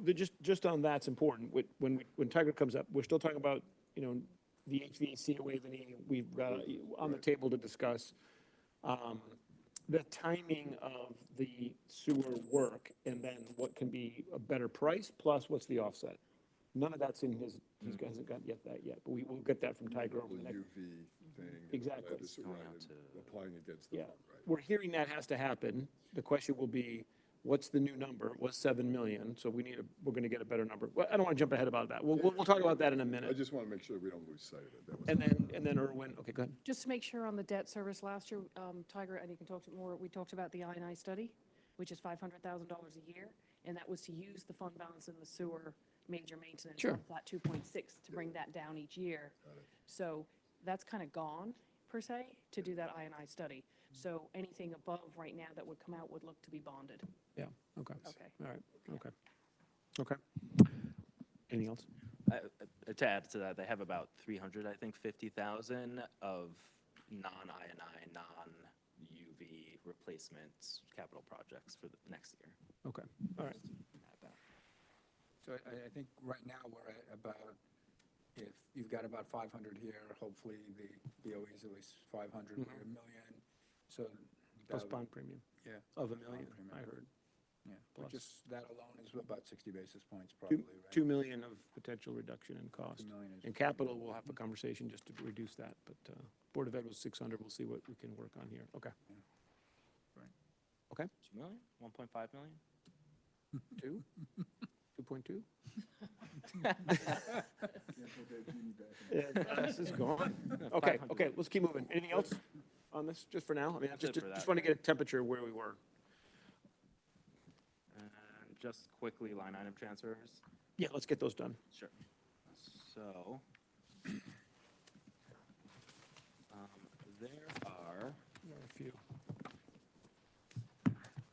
there are a total of $54,120 dollars in just to review line item transfers, administrative transfers. Nothing really out of the ordinary here. Mostly small dollars. Any questions on these? Okay. And I do have one that does need a vote to approve, which is a transfer from contingency of $47,000 from contingency going to $13,000 going to training, and these are all within the police department. $14,000 going to uniforms and equipment, $16,000 going to equipment, ammo, and weapons, and $4,000 going to professional services, testing and promotion. This is to cover the 3 new SRO officers and kind of the costs associated with them. Fair enough. Any questions on that? I think we're good. Okay, what you want, we have to vote on that. Motion to approve that transfer from the contingency? Motion. Maria, second. Second. Chris, all in favor? Aye. Aye. We can't see online. We got people voting online. Any nays? We had support. I think we had support. You guys are good? Bob and Michael, or Bob and Colin? Yep. Okay, good, All good. thanks. All right, so moved. Yeah, we're good. Okay. Okay, very good. All right, so let's go to Mike, I think. Mike? Yeah, of course, and then Steve. Sorry, Steve, keeping you here. We're going as fast as we can. Better you than me, Steve.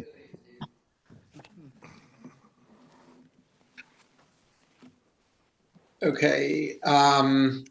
First of all, thanks for having me. Apologies for not being able to be there in person. I'm out here in Lewisburg, Pennsylvania, teaching the bright young nines of the next generation. So I was unable to be there tonight. I think you should all have my presentation in front of you. As you know, every year I come in front of Board of Selectmen, Board of Finance, Town Council, give a report on our annual activities at the Athletic Foundation, including managing the enterprise zone, which we do in the summer, as well as a collection of the player use fees as part of the athletic fields agreement from whenever that was, 1997. So we had another successful year managing the enterprise zone this year. Gross revenues around $62,437. That's down roughly 6% from 2023. We equate that to one less lacrosse tournament that we had and some fewer rental hours from soccer this past year. The player use fees are being collected and distributed as planned.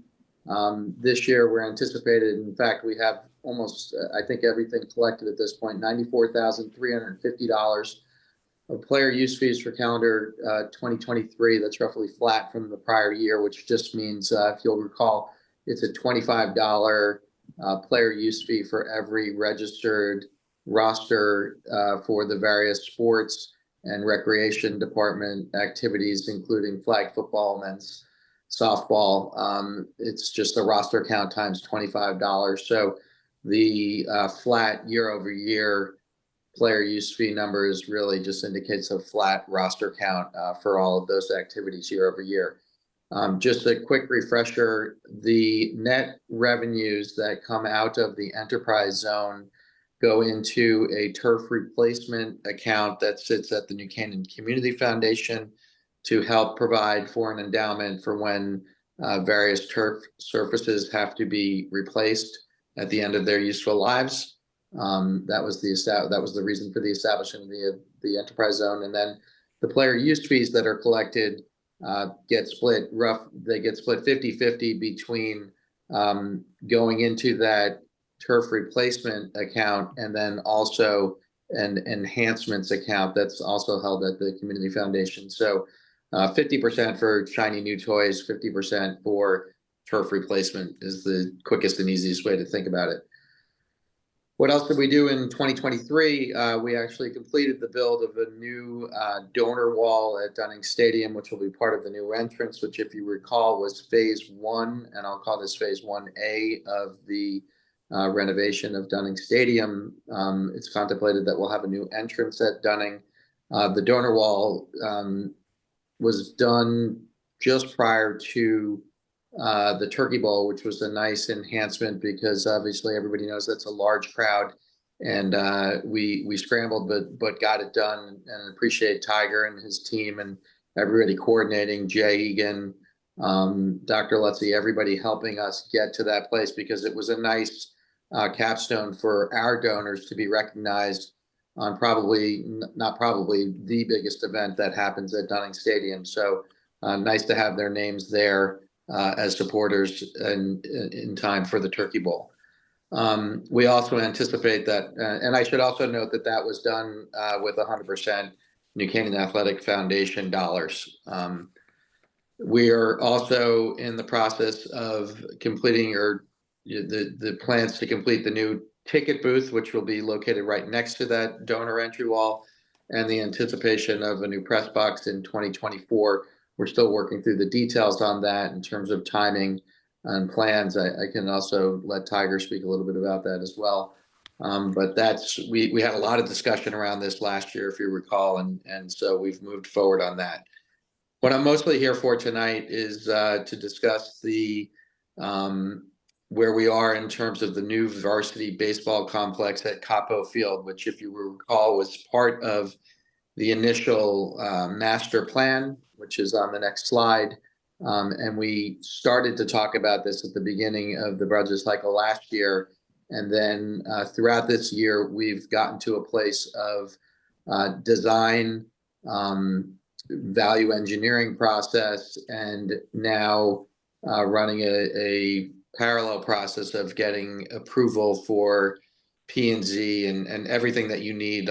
Tiger knows the details on this in terms of getting to a place of shovel in the ground, working backwards towards a spring of 2025 opening for that facility is our target. If you go to the next slide, you can see the master plan incorporates that field at Capo, which is up next to Water Tower 1 and the Lapham Community Center. I have 2 slides of the Dunning Stadium entrance, which we talked about. And then this slide of the varsity baseball stadium. What I want to get to, though, as part of this, what I'll call the Capo renovation, we feel strongly at the Athletic Foundation. Our constituents have given us feedback. I think we have strong support from certainly the athletic director and the schools that our varsity baseball facility should be on campus. That was the purpose of trying to do this renovation up at Capo.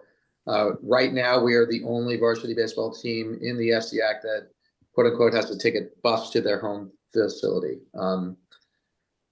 Again, I've talked about the support that we have from the school system and the athletic director. We're not trying to build the Taj Mahal. In fact, we asked the design team to go out and show us if we wanted every bell and whistle, what it would cost. We told them to do that, and the original design came back at a cost of $12 million. Normally, that would be eye-popping and make me fall off a chair. In this case, it's sort of what we asked them to do. Don't leave any detail out. And then we started to value engineer that number down to a more reasonable number. I think we are at a place now where we're getting a nice new facility, but not anything that I would consider to be a stadium-like setting. We did things like take out sunken dugouts and the grandstands behind the stadium or the behind home plate area.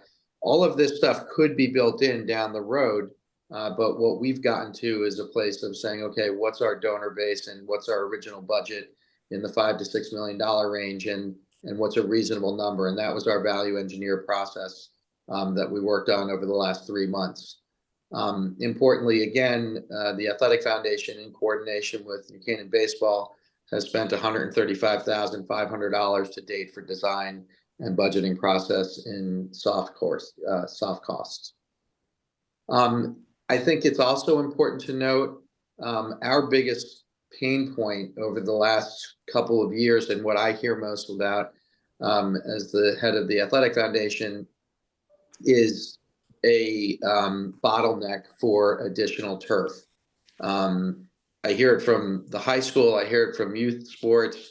Access to the turf footprint continues to be a pain point for all sports. Importantly, I've heard some feedback that people say, well, why would we just do something that's just baseball related? And I think it's important to note that Capo Field is being designed in the configuration of a baseball field, but will also provide that additional turf footprint for other sports, especially in the off season like fall. You can do things like run field hockey clinics, have flag football, do other sports in that turf footprint that aren't necessarily baseball related, but increases the turf footprint that we have available to us. I had Tiger pull some numbers for us. I just look back between Dunning Stadium and Water Tower 1, which was the original turf footprint, that equaled to roughly 178,000 square feet of turf. When we added, as part of the last big project we did, Water Tower 2 and Water Tower 3, that gave us an additional 123,000 square feet of turf, or roughly a 41% increase. This new turf footprint, which would be in the configuration of a baseball field, but would be up at Capo, would add north of another 100,000 square feet of turf.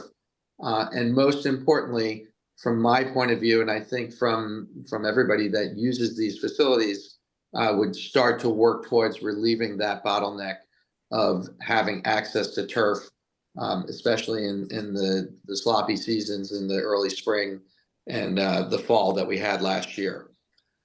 So that's just an important thing for me to point out there. Lastly, there's a note on here about field maintenance. Again, we've started this turf replacement endowment fund, which is funded by the enterprise zone activity and player use fees.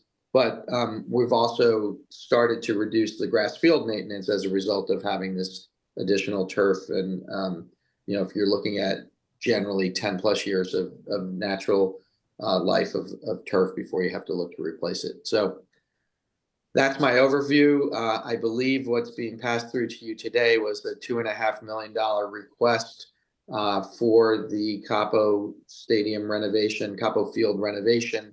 That's what we came forward to as an ask for the Board of Selectmen, and that's what's come forward to you tonight. So questions? Yeah, I just, before we talk about the baseball field, I just was wondering if you could give us a quick rundown of the replacement or the balance in the turf replacement account versus when the first turf useful life expires. Like, where do we stand in terms of being able to fund the replacement, right? We kind of understood a 10-year useful life, $1 million a field, be $100,000 a year for 10 years. Just kind of wondering where we stand on that. Yep, I think that, well, we haven't made our sweep over to the Community Foundation yet for 2023. So the last number that I saw that sits in the turf replacement account at the Community Foundation today is roughly $180,000. That's prior to the 2023 sweep. The first field that was replaced was Dunning Stadium surface in 2016. The summer of 2016 was really the origin and foundation of the Athletic Foundation. So we are roughly 7 years into play on that surface.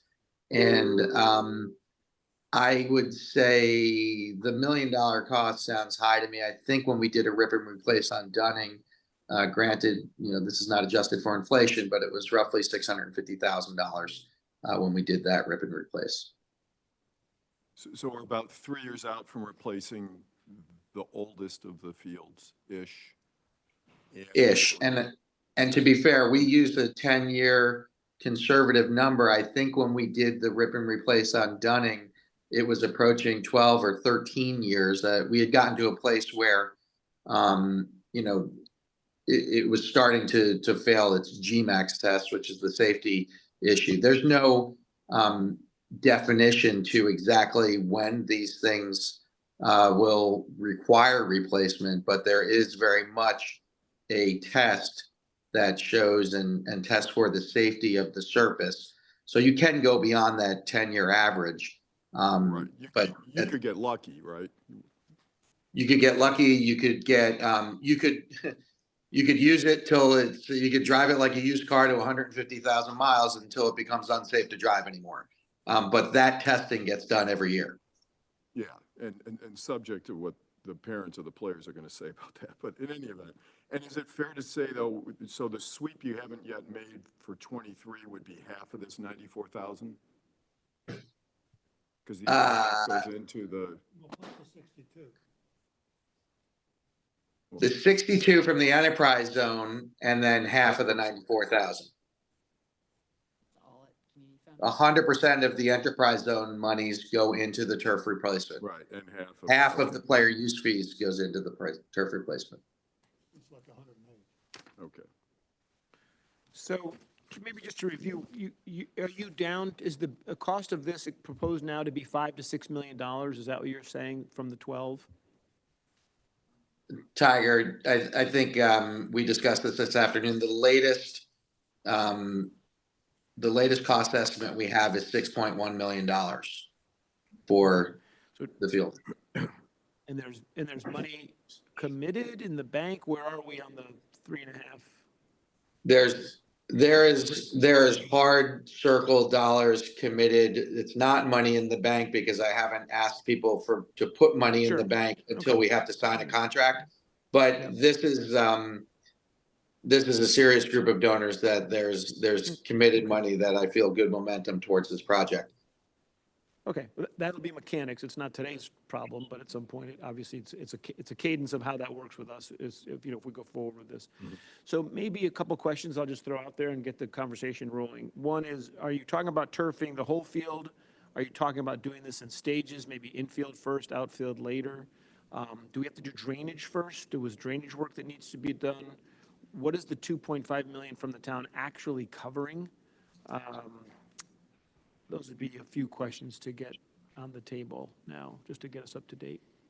First of all, love the idea of having taxpayers want to put something together like this, right? I mean, we talk about this all the time. We want to find a way to make something work if it can work. Maybe the other question, last question is are we going to be able to do this in Waveney?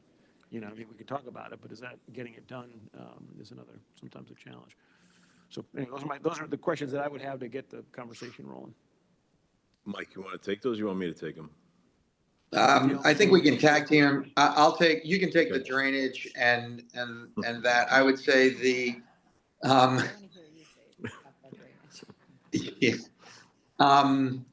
do think it's 100% expected to be a full turf field. It would not be done in stages. I don't think that would make sense, even if we were considering doing infield, outfield. It wouldn't be cost effective. It wouldn't be supplies effective. I do think importantly, though, the donors, and I think we all recognize playing baseball in the Northeast, especially, it's one thing for the Mead Park Little Kids fields to have grass outfields. It's another thing to have a varsity complex be considered infield, turf, outfield, grass. So I know the donors are strongly supporting and want to see a full turf field because, quite frankly, if you have a muddy outfield, you're rained out. And the other, that's just where I think the donors will have a very that's the strong. answer. It's fine. I mean, I got you. Okay. Yep. The ball typically is leaving the infield too in a larger game, right? Larger player, larger hit, right? So you can run a practice on an infield for 12U, but Well, I'm hearing part of the story here is a multi-purpose turf field. Correct. So that's part of it's part of the selling point, part of your attraction. I guess that comes down to the turf issues, right? All we hear about is turf issues, ACL tears, all kinds of health issues. That's obviously been, people thought that through. Yes. And okay. So on the drainage, what's the 2.5 million for? It's not 40, 50%. It's got to be for something like we did with Dunning. It was for the circle, it was for the bathrooms, it was for town-related types of things. What's this 2.5 million for? This one was actually, originally we had looked at a 50-50 split, so, and the original estimate that we were talking about last year was between 3 and 5 million. That's why I put in 2.5, half of 5. But the town would be looking predominantly for, for hardscape, meaning the turf itself, and then the drainage work as well. There's approximately $500,000 to $600,000 worth of drainage work that's necessary. Okay, so 500 to 600 drainage. Wow. Right. For us to adhere to our town's drainage policy, we have a Cultec system, a detention system that'll go in. It's approximately 500 to 600,000, as I mentioned. It's been engineered, it's been designed. It'll run its course through our land use departments for review and make sure that it adheres to our guidelines and to our requirements. So I think that would be, if we were going to earmark our money, it would be earmarked towards that, towards either the turf or towards the drainage. The drainage. What would the cost be to turf a baseball field of that size, ballpark? No pun intended. It's above the 2.5.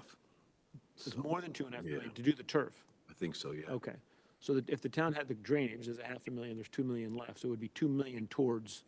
That's correct. Drainage or towards turf. Yeah, there's a substantial amount of grading that needs to be required to fit the field, and then we have to move the softball field further to the south or to the west and south as well. So the adjacent softball field's got to be moved. So everything kind of pushes a little bit towards the south and west. And then a substantial amount of grading that has to occur, not only to put in the drainage layers, the base layers for the turf itself, but actually to make it level throughout. The field drops off as it goes towards Lapham Road, the pool road. Other questions? What do you think this does to maintenance? You net more expensive, less expensive to maintain a facility like that? I think you're asking the entire facility. That's a little bit different. If you're just talking the grass. The baseball field as exists today versus the baseball field you envision. There'll be less maintenance to try to, on a daily basis, to try to maintain it, especially what we have to do for Mead in order to get Mead game ready, right? So you got to stripe the lines, you got to rake it, we got to do a lot of additional work where everything's already taken care of here. We've got to groom it, we've got things like that. It's just a larger footprint and it's brand new and it's got some additional, amenities that necessarily Mead doesn't necessarily have. So when you kind of try to equate overall for the year, it might be a little bit different, but day to day, less maintenance. But 10 years from now, they got to build another one. Well, they got to replace the field, which is. I may say 10 years. Now, baseball doesn't tear it up like other sports. But it will be used with other sports. But if you choose multi-purpose, fair enough. Right. Absolutely. Right. If it's used for 10 months a year or more, then yes. You're correct. And then just zooming out for a second, in between now and the balloons and confetti in 25, right, when we're all like, oh, look at this great field, we're doing police department building, we got stuff we're doing at Waveney, we got the next phases at Dunning, we got, paving railroad parking lots, all sorts of stuff. Talk to me a little bit about bandwidth. It's a great question. So we have a very good design staff working on it, and the thought process would be that we would look to, similar to Dunning, possibly look to Turner to help us on the construction management side. Maybe not necessarily give us a guaranteed maximum price, but be a construction manager as they work through the project to then help us relieve a little bit of the bandwidth. Since you are correct, I got a gentleman working completely on the police department, which leaves Maria and myself. And then it does kind of fit nicely in that realm where we would be done with one project, working through this one, and then coming back in to do a third. So it does fit somewhat nicely inside that realm as to where we have a little bit of room. There will be overlap. I won't say that there isn't, but there is an area in there. By the time we get through P&Z and wetlands and start to get to construction. We're starting to get out of certain of our projects that we have, and then we've got the fall and winter to work through, which is a very good time for our department in that regard. And how sensitive is that? I trust the prediction, but my point is if something goes off the rails on one of these projects, does that mean everything else gets kind of backed up, or do you feel like there's enough resourcing capacity that you could absorb that? Well, this one has a definite time frame associated with it, right? So There's this a one, closing window for the donors, right? We're not exactly. So this would, you know, We want to open in March. it would in essence move itself to the front of the line, right? And the others would have to then drop accordingly, depending on whether or not they could or not. That's a different story, but they would look to, at that point in time, if we had to put the brakes on something, we would put the brakes on some other project other than this one, because there are donor monies tied into, you know, the date of the confetti and balloons, to use your, you know, terminology. So, go ahead. Oh, thanks. Tom mentioned like some of the potential maintenance costs, and for a turf field, it's potentially less, but this field also has grandstands, like, and like, will that be more, a meaningful increase in maintenance, or? That's what I was alluding to, was it's a little bit of a different, you know, since we, at Mead, we have just kind of standalone bleachers. There's not much maintenance associated with them. We do have them inspected every year, but there's not much maintenance going on. This would obviously be a much larger amenity for us. So while the day-to-day to try to bring the field up to playability is less, the overall nature of the area is more, would be more at that point in time. Yeah, I can't say it wouldn't be, but it's also spread out differently versus being much more specific for the baseball season itself. This would be spread out throughout the year. So so while it's more, it's a little bit less as you go out, since it's diluted across 12 months instead of a short duration for the field, for baseball itself. Okay, great, thanks. Other questions? What Percentage of the whole project is covered by the town, and what percentage is covered by donors? It's 6.1. Right now, we're estimating it's 6.1 for the construction and 500,000 for the soft costs. So 6.6, 2.5 of which is the town's. Why do in the budget, I see $1 million in 2026 and another $1 million in 2027. Am I wrong about that? In capital? Don't know what that Yeah, in capital. That's 5 and then 1 and 1. 2, 5, 1, and 1. That's 4, 5, 4.5. That might have been based off of, that's for this, Josh? Oh, well, So the 1 and 1 is wrong, sounds like. The 1 and 1 is wrong. I didn't write in the 6. I didn't write in the 6.1 overall. I wrote in the town side, not the contribution side. I apologize. And maybe that's from when this was a higher estimate. So, but we're only talking about 2.5 from the town. Okay. Tiger, does that 2.5 or the 6.1 include any money for Turner for CM? The 500,000 would. That would be on that side of the coin, the soft cost side, not on the construction side. Michael, do you have a question Some of for Bob? that. Yeah, go ahead. Go ahead, Bob. I was just gonna say, some of that soft cost has been spent. Like I said, we've spent $135,000 to date already on the design and value engineering project. So we're in for some of that already, again, on the Athletic Foundation dime. Bob? I had a question. What's the plan for Mead Park if we get this done? And secondly, got to be de minimis, but we save the money presumably from busing the kids over there. I mean, is that hundreds of dollars, thousands of dollars? Kids drive. I think it's a joke to call. They don't take I'm pretty sure the varsity team doesn't take a bus. Right. They get 2 Okay. varsity baseball players. Strike I can that. promise you right now, they drive their Jeeps. But what's the plan for Mead Park? The current Capo today serves as the JV field for the, recall we have 3 60-90 baseball fields in New Canaan. We have Mead Park, Capo Field, and the one that's behind Saks. I forget what we call it, Connor. Today, the Connor Field serves for the freshmen. Capo Field serves for the JV. and Mead serves for the varsity and summer ball, Babe Ruth, things of that nature. I anticipate that that would just be a flip-flop. You'd have JV playing at Mead, you'd have varsity up at Capo now. And you know, Mead would still be a great 60-90 grass field.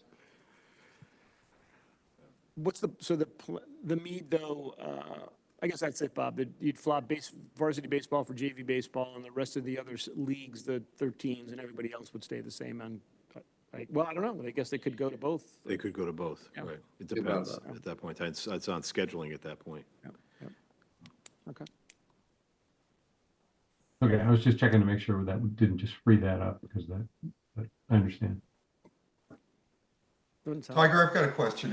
What would the cost be to do this project without the artificial surface in the outfield? Oh, it's a very good question. We haven't done that calculation. You're talking just in the outfield, or you're talking the entire field? I was just talking about the outfield. We haven't done that calculation. I'd have to back that back out overall. But You said the turf was 2.5 million, right, for the outfield alone? No? No, I said it was north of 2.5 million. It's just, but to break that back out again, there's a lot of costs that go into just forming it and getting it ready. So doing it while you're adding fabric, the more you add, the less the cost starts to go down per square foot of fabric.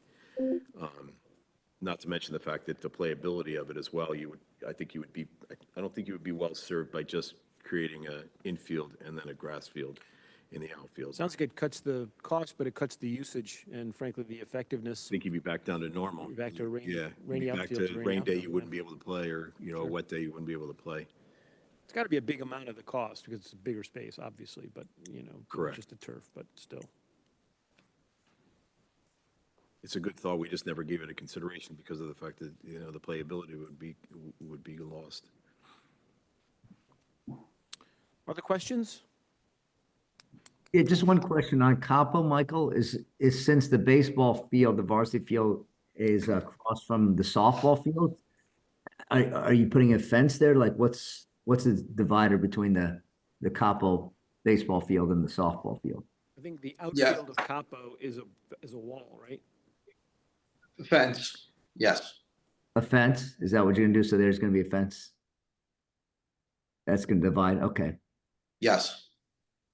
And So we've had a lot of talk about trying to make that as aesthetically pleasing as possible, as it, that pushes into more deeper into the park.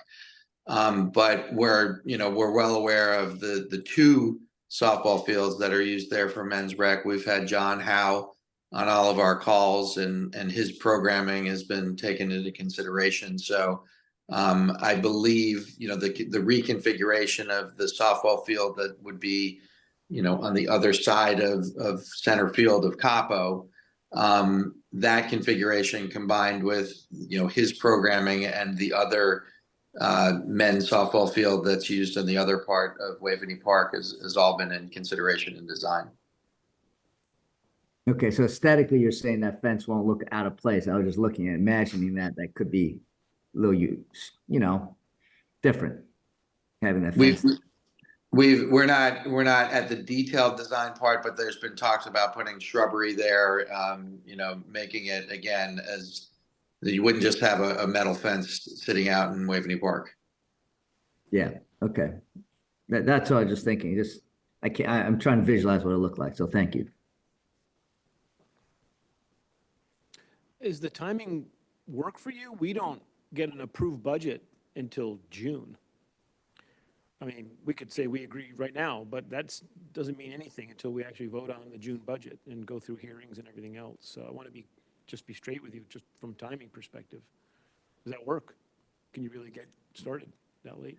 It's close, but we still have to work through P&Z and possibly on the wetlands. We're having the area reflagged for wetlands and having that picked up by the surveyor this week. I think he was supposed to be out there today.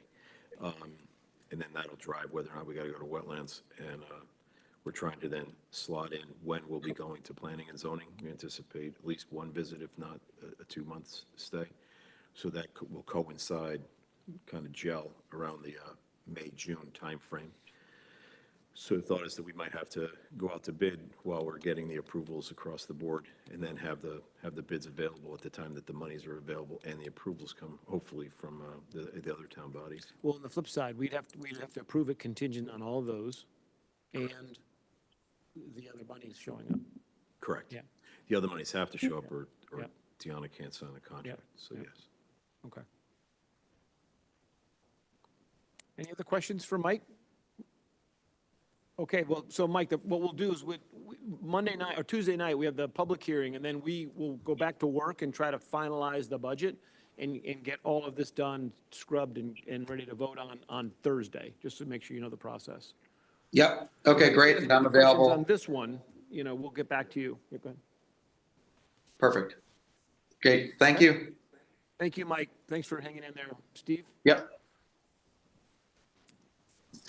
I think if you go last, it's an automatic approval. Hey, Tiger. That's why I'm going last. You know what? All kidding aside, I was actually going to suggest we just move this capital conversation to Tuesday. Because I don't think we still have one more executive session item to deal with, so. I plan on being here anyway. I think if everyone's okay with that, I'm just going through the whole list of capital anyway. We'll just do it on Tuesday night. The puts and takes, the things we've agreed to. Is everyone okay with that? Well, there's a lot of, there's a lot of projects that need to be talked about. There's a lot of projects that need to be discussed in the capital program. So maybe giving us more time is a good idea. Yeah, I think squeezing it in tonight's silly. Let's do that. We'll do it on Tuesday night. That's fine. Yep. As I mentioned, I've got a meeting tomorrow about the HVAC and Thursday about the wastewater. Yeah, you know plant. what? You'll have more facts on that anyway. And that's Exactly. important. So I That's think very important. that'll help as well. After the public. We'll do it after the public hearing. Yeah, yep, exactly. Okay, very good. Excellent. You got it? You need to be called? I might need it. I just don't get the screen up without the meeting. It'll go once a year. This, but I'm old school. I have to have a hard copy. I write my notes. Can we just say while you're doing that, what a fabulous job you have done these last few years? Every time I walk through there, it's just unbelievable. Tremendous. Well, I think we all think it's looking pretty good. Wow. I'll confess that every time I go up there nowadays, all I see are things that should Need to be done. fixed Okay, or well, whatnot. I'm the other way. I go, oh my hear God, they from a got lot that of other done. No, people that there's they this. think it looks great. There's the So we're very statue. Look at pleased. Genium. So I'm the other way. I'm looking at all the things you're getting done. It's incredible. Tremendous. Well, thank you all for having us meet tonight. And I think I'll make a couple of quick introductory remarks, and then Michelle will sort of go through the list of things that we've accomplished this past year and which we hope to accomplish in 2024 and a little bit beyond that. But I always like to start these off. I think most of you know who we are, but we're a public-private partnership with the town, and we work, our main job is to act as an advocate for the park. and- Public-private partnerships anymore. What's that? Oh, We don't say that anymore. Yes. We've been advised. Okay. What are they called? Working Partnership. close. Public, private, partnerships. No good deed, Partnerships. no good deed. It falls in the category exactly of no good deed goes unpunished. There you go. I can understand. Crazy. Well, then we work in close partnership with the town to advocate for the park, to identify capital improvements and critical maintenance projects within it, and then to help plan, fund, and execute those projects in close partnership with the town. So obviously remind people of that. And we're here tonight to respectfully ask you to renew the annual town matching grant of $300,000 towards capital improvements in Waveney. I'll just remind you that typically we always match every dollar that we spend from that allocation with $1 of our own privately raised funds. And then on top of that, we're carrying out a number of projects, always with the approval of the town, which we may fund 100% ourselves. And then in addition to that, we typically use privately raised funds to pay for the majority of all soft costs associated with the capital improvement projects and all of the maintenance costs on the projects that we've completed. So I think that provides pretty exceptional value to the town. Just as a reminder, we think that the advantages of the dedicated funding, which I think started 2 years ago, is that it amplifies investment in the park. It provides greater certainty of funding and enhances our planning process. It reduces the approval cycles, enables us to launch projects more quickly. And then finally, and this last one's very important, it demonstrates the town's commitment to Waveney and partnership with prospective private donors as well, and that's important. And Tiger, you have this 300 in your numbers. That's correct.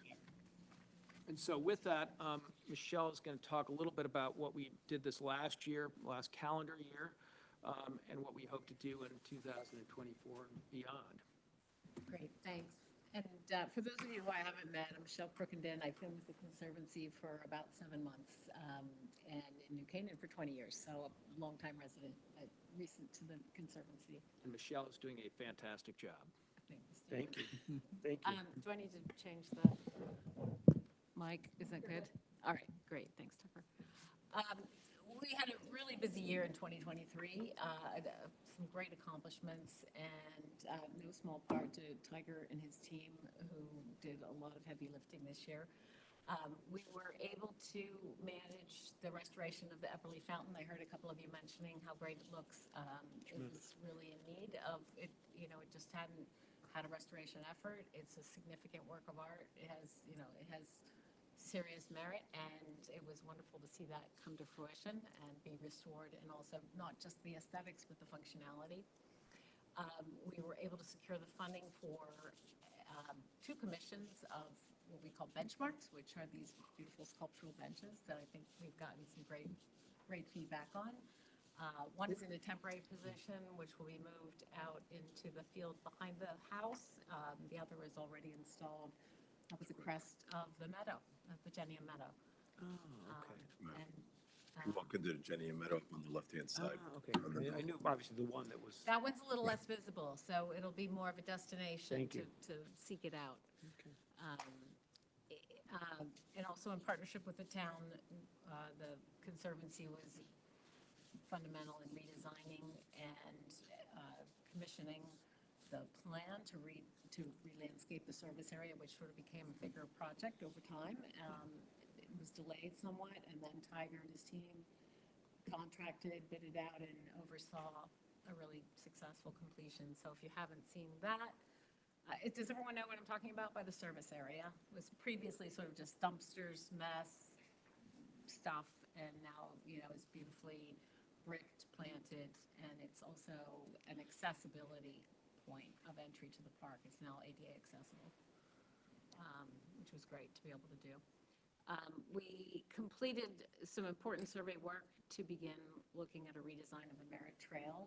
That was topographical, a very extensive landscape survey of that entire south end trail. And on top of that, we layered on a very exhaustive, I would say, tree inventory, which I think has been already shared with the town, and I think it's just a great piece to have under our belt as we move into the next phase. And those are all building blocks for what the landscape architects will need to start coming up with some conceptual ideas of how to do that project, which, just as a reminder, the primary purpose of that project is to attenuate sight and sound from the Merritt Parkway as you're using that trail, which is something we hear from a lot of our patrons. You feel like the Merritt Parkway is right on top of you. It's really the last major area of the park that hasn't really seen the kind of redevelopment that we've been able to accomplish over the last 9 years, almost coming up on 9 years. The Genium Meadow, which is already looking great, we are continuing some remediation work on invasives, which are continually trying to creep back in. That's a long-term project, but added some signage to allow visitors to understand what they're seeing there and how the development process works. And you'll see some additional things happening on that in this year. The South Avenue entrance, we weren't really thrilled with the previous plantings and the way they just basically didn't succeed in that environment, so we replanted that this year. The walled garden roofs needed to be completely repaired, and that was a partnership with the town and the garden club, and that was completed early in the year.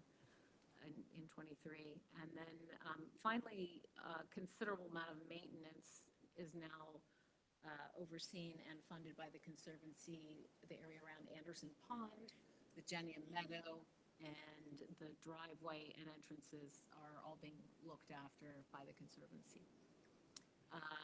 We were able to sponsor some programming. We've, I think, for a number of years been doing the concerts in the park.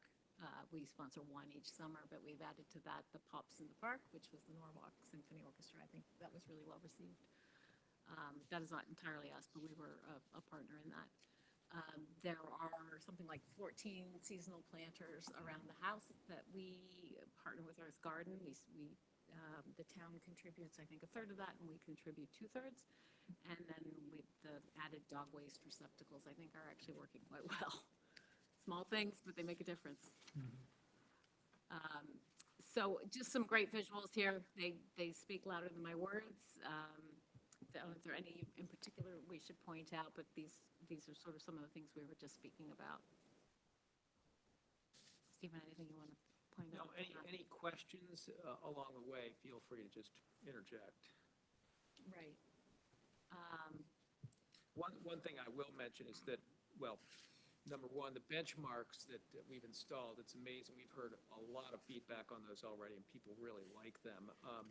Michelle's husband, Charles, actually gets a lot of credit because when this idea was suggested and someone showed us a picture of the style of bench, he actually did the work to figure out who the artist was. It turned out to be a Scottish artist, and then he did all of the work to actually get them commissioned and shipped over here. It was a fairly big deal.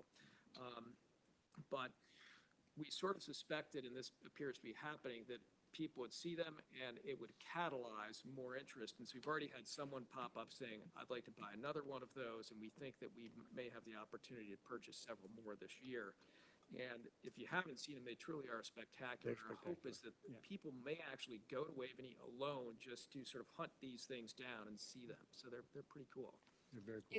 It's been a nice talking point for the Conservancy, because honestly, even after 9 years, there are still a ton of residents in New Canaan who aren't that aware of it and what the purpose is and how it's funded. So it's great to raise our visibility.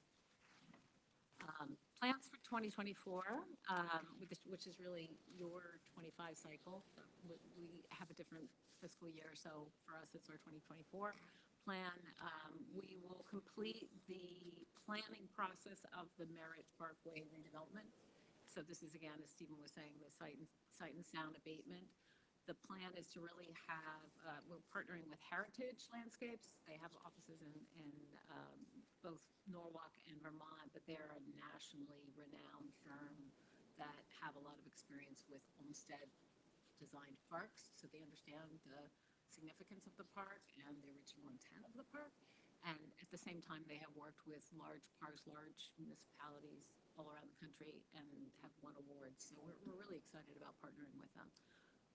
They will come up with some visuals also early on in the process that will help us in our fundraising, our private fundraising. But that conceptual drawing phase will take a good chunk of this year. I don't know if there'll be any shovels in the ground this year or not. We think that might be optimistic, but who knows? But certainly for 2025, we could be well underway. Yeah, those conceptual drawings, once they're there, we think that they'll provide us with several options in terms of sort of this could be the Cadillac option, this can be the medium option, this could be the less expensive option. But once we have that, then I think we can begin to narrow in on exactly what we want to do. And that'll be critical to have something tangible to show potential donors. And then we can start raising money against that earnestly. And we expect that it will, again, you'll see later we've got a little bit of a range, but it's almost certainly going to be a $1.5 million to, say, $3 million. So it'll be a big project, but we're not entirely sure exactly where it will come in yet. We also think it'll be a completely transformational project for the park. Frederick Law Olmsted didn't design the Merritt trails, did he? He only designed the trails near the house, is that right? I mean, well, he was for the most part, he designed the landscaping, most of which is apparent around the house. But he was, for the entire estate, it was an Olmsted design. So those carriage roads were his doing, or was? I'm not sure if I know which carriage. Just like the paths, the walking paths that. Some are added more recently, in fact, through the Conservancy. Some probably follow some original intent, but just a minor point, it wasn't actually Frederick Law, but his son that was involved. Just The Olmsted we firm. said we refer to Olmsted, but it is actually, they were brothers and then there were descendants, and so it's sort of a bigger basket, but following the same practices and the same philosophy. So that's an interesting question. Yeah, I just went to the national park in Brookline, Massachusetts. Oh, right. Frederick Law Olmsted, yes, I was learning about it. Yeah. It was one of the best ever, I think, in the US. But I think that's an important point, is there will be a broad range of potential avenues to go with that when we get farther along with heritage. We've also brought in Governor Jay McBride as an additional consultant, and he's done a lot of work in Central Park, and again, is very familiar with Olmsted design, and so he will probably work closely with Heritage and just be a second set of eyes on this as well, and he knows his stuff. Heritage also has the advantage of having done some work that with other properties that abut the Merritt Parkway. So the Merritt Parkway Conservancy, sort of how to keep them informed, and any points where we would need to, there's not really permissions, but just, areas of coordination. Maybe bring that mic a little closer. Sure. I'm just going to try to get this going, so we don't want to keep you here till midnight. The woodlands restoration, that's the second point here. There is a surrounding area around the meadow where invasives really can impinge on the quality of the meadow. So we're starting a program of invasive management that will really benefit the meadow, but it also will serve as a pilot for how invasives management or abatement could work in Waveney. It's over $100,000 to work on 15 acres. It's a very expensive plan, but I think if it's successful, and that's an initial phase that doesn't involve a lot of understory restoration, it's sort of the clearing and the effective treatment of invasives, but both shrubbery and trees. But if that's effective, I think we can look at that as a pilot to roll out in a bigger way, and for us to raise private funds to do more of that work in the park. The foundational landscaping around the covered porch of Waveney is, let me switch up to the photograph so people, is that in there? Yeah. If you look in the bottom right corner, that area, the covered porch, is sort of crying out to be finished. The rest of the forecourt and all the perimeter of Waveney has really been beautifully planted out in recent years, and this is sort of the last little leg that really has been neglected. So we already have funding raised to take care of that. And then going back to our list, we're looking for potentially 2 additional benchmark sculptures. We touched on that. We do think we have somebody already committed or reasonably committed to doing one, so that's exciting for '24. There's an arbor plan that's well underway, not fully completed. I think Tiger's been the most recent point of contact on that. That would eliminate certain either undesirable or aging dangerous trees, and within Waveney, within a certain subset of Waveney really, and then add some interesting specimen trees to complement what's already there. And again, this is through Keith Simpson. He also has a good understanding of the Olmsted design philosophy. So I think he's giving us some thoughtful advice on that. We are looking to complete some rock wall repairs. As I think most of you know, there's been some pretty considerable work done, and so the 2 areas that we'll be sharing, Tiger, I think, has already gotten quotes on. Correct. Right? Yeah, they'll go to the Board of Selectmen on Tuesday. So one is near the pool. Doesn't involve a conservancy. The other is the southwest Lapham edge, and that will be our contribution. Then the Lapham Road entrance needs a little bit of redesign. That should be a fairly minor project. The maintenance piece, we keep coming back to that. We are getting deeper and deeper into maintenance, and that's something that can always be discussed as to where we should draw the boundaries. between the town and the Conservancy, but at the moment, we are budgeting to be continuing to maintain the things that we are involved in. We're excited that we're going to be coming up on a 10th anniversary, and that brings lots of opportunities to fundraise, have a gala, get the word out. So, you'll see that. We're more active in doing newsletters. We're revamping our website. We're doing some communications things to kind of upgrade, and you see that around town, right? The library, everyone's sort of upping their game. So we are hopefully be in great shape for the 10th anniversary. Do you want to talk to anything further? Do you want to go to the conclusions? Yeah, I think we can go to the conclusions. I think, did you share this page? We're very certain that we have the potential projects lined up to absorb all of the town allocations. So there's a quick chart here, and we can speak to any of these if you have questions, but the two major ones, again, are the Mirror Parkway Trail Project and the Woodlands Management and Restoration Project. The other ones are a little bit more minor, but nevertheless, those will absorb some funds. And what I would add as well is that almost every year something comes up that we may not be expecting, but that suddenly presents itself as a pretty important need. So amongst all of these, we're fully confident we have the ability to absorb the town allocation.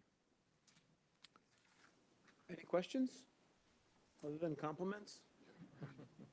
Colm or Bob, Michael, any questions on this? No. Excuse me. So awake. They're fine. Getting late. I'm not hearing anything. Yep, Steve. Say again, Bob? No, I was saying great job. Oh, gotcha. Okay. Well, look, I mean, terrific. I think there's broad support for this. So, and the work you're doing is unbelievable, and it shows every day. So, Great. Well, thank you very much. Thanks, all. okay. Thank you. Thanks for all Thank your you very feedback, much. Okay, team, we need to move into executive session for a brief conversation on cybersecurity. So, say again? No, I know. I just want to give people a chance. We have to empty the room. So, bye-bye. Thank you. So we need a motion to move into executive session, and then I'll have to invite for the Board of Finance, and we have invited guests, right, Tucker? We've got you, Deanna, So Chris moved Kaiser. to Thank go you. into executive. Second? Second. Maria, all in favor? Can we get off the screen? Yes, Well, we got the. Yeah, I'll tell you in a second. Okay, so good update, everybody. Again, apologies for the long night, but we had a lot to get done. I don't know what to expect Tuesday night. We've had 3 people come and speak. I think last year we had 0. Between Kids in Crisis and some other things, they might get something, but I think that's also people understand we're supporting the budget, so there's less anxiety there. I think we'll see, but we'll run that, and then, like I said, we'll have Josh get everything wrapped up for us to go through line item by line item and get ready for Thursday. Thank you all for your help. Motion to adjourn. Second. All in favor? Tom will second. Aye, opposed, none. Thank you. Thanks, guys, for hanging in there. Night. You. I printed that out for just you.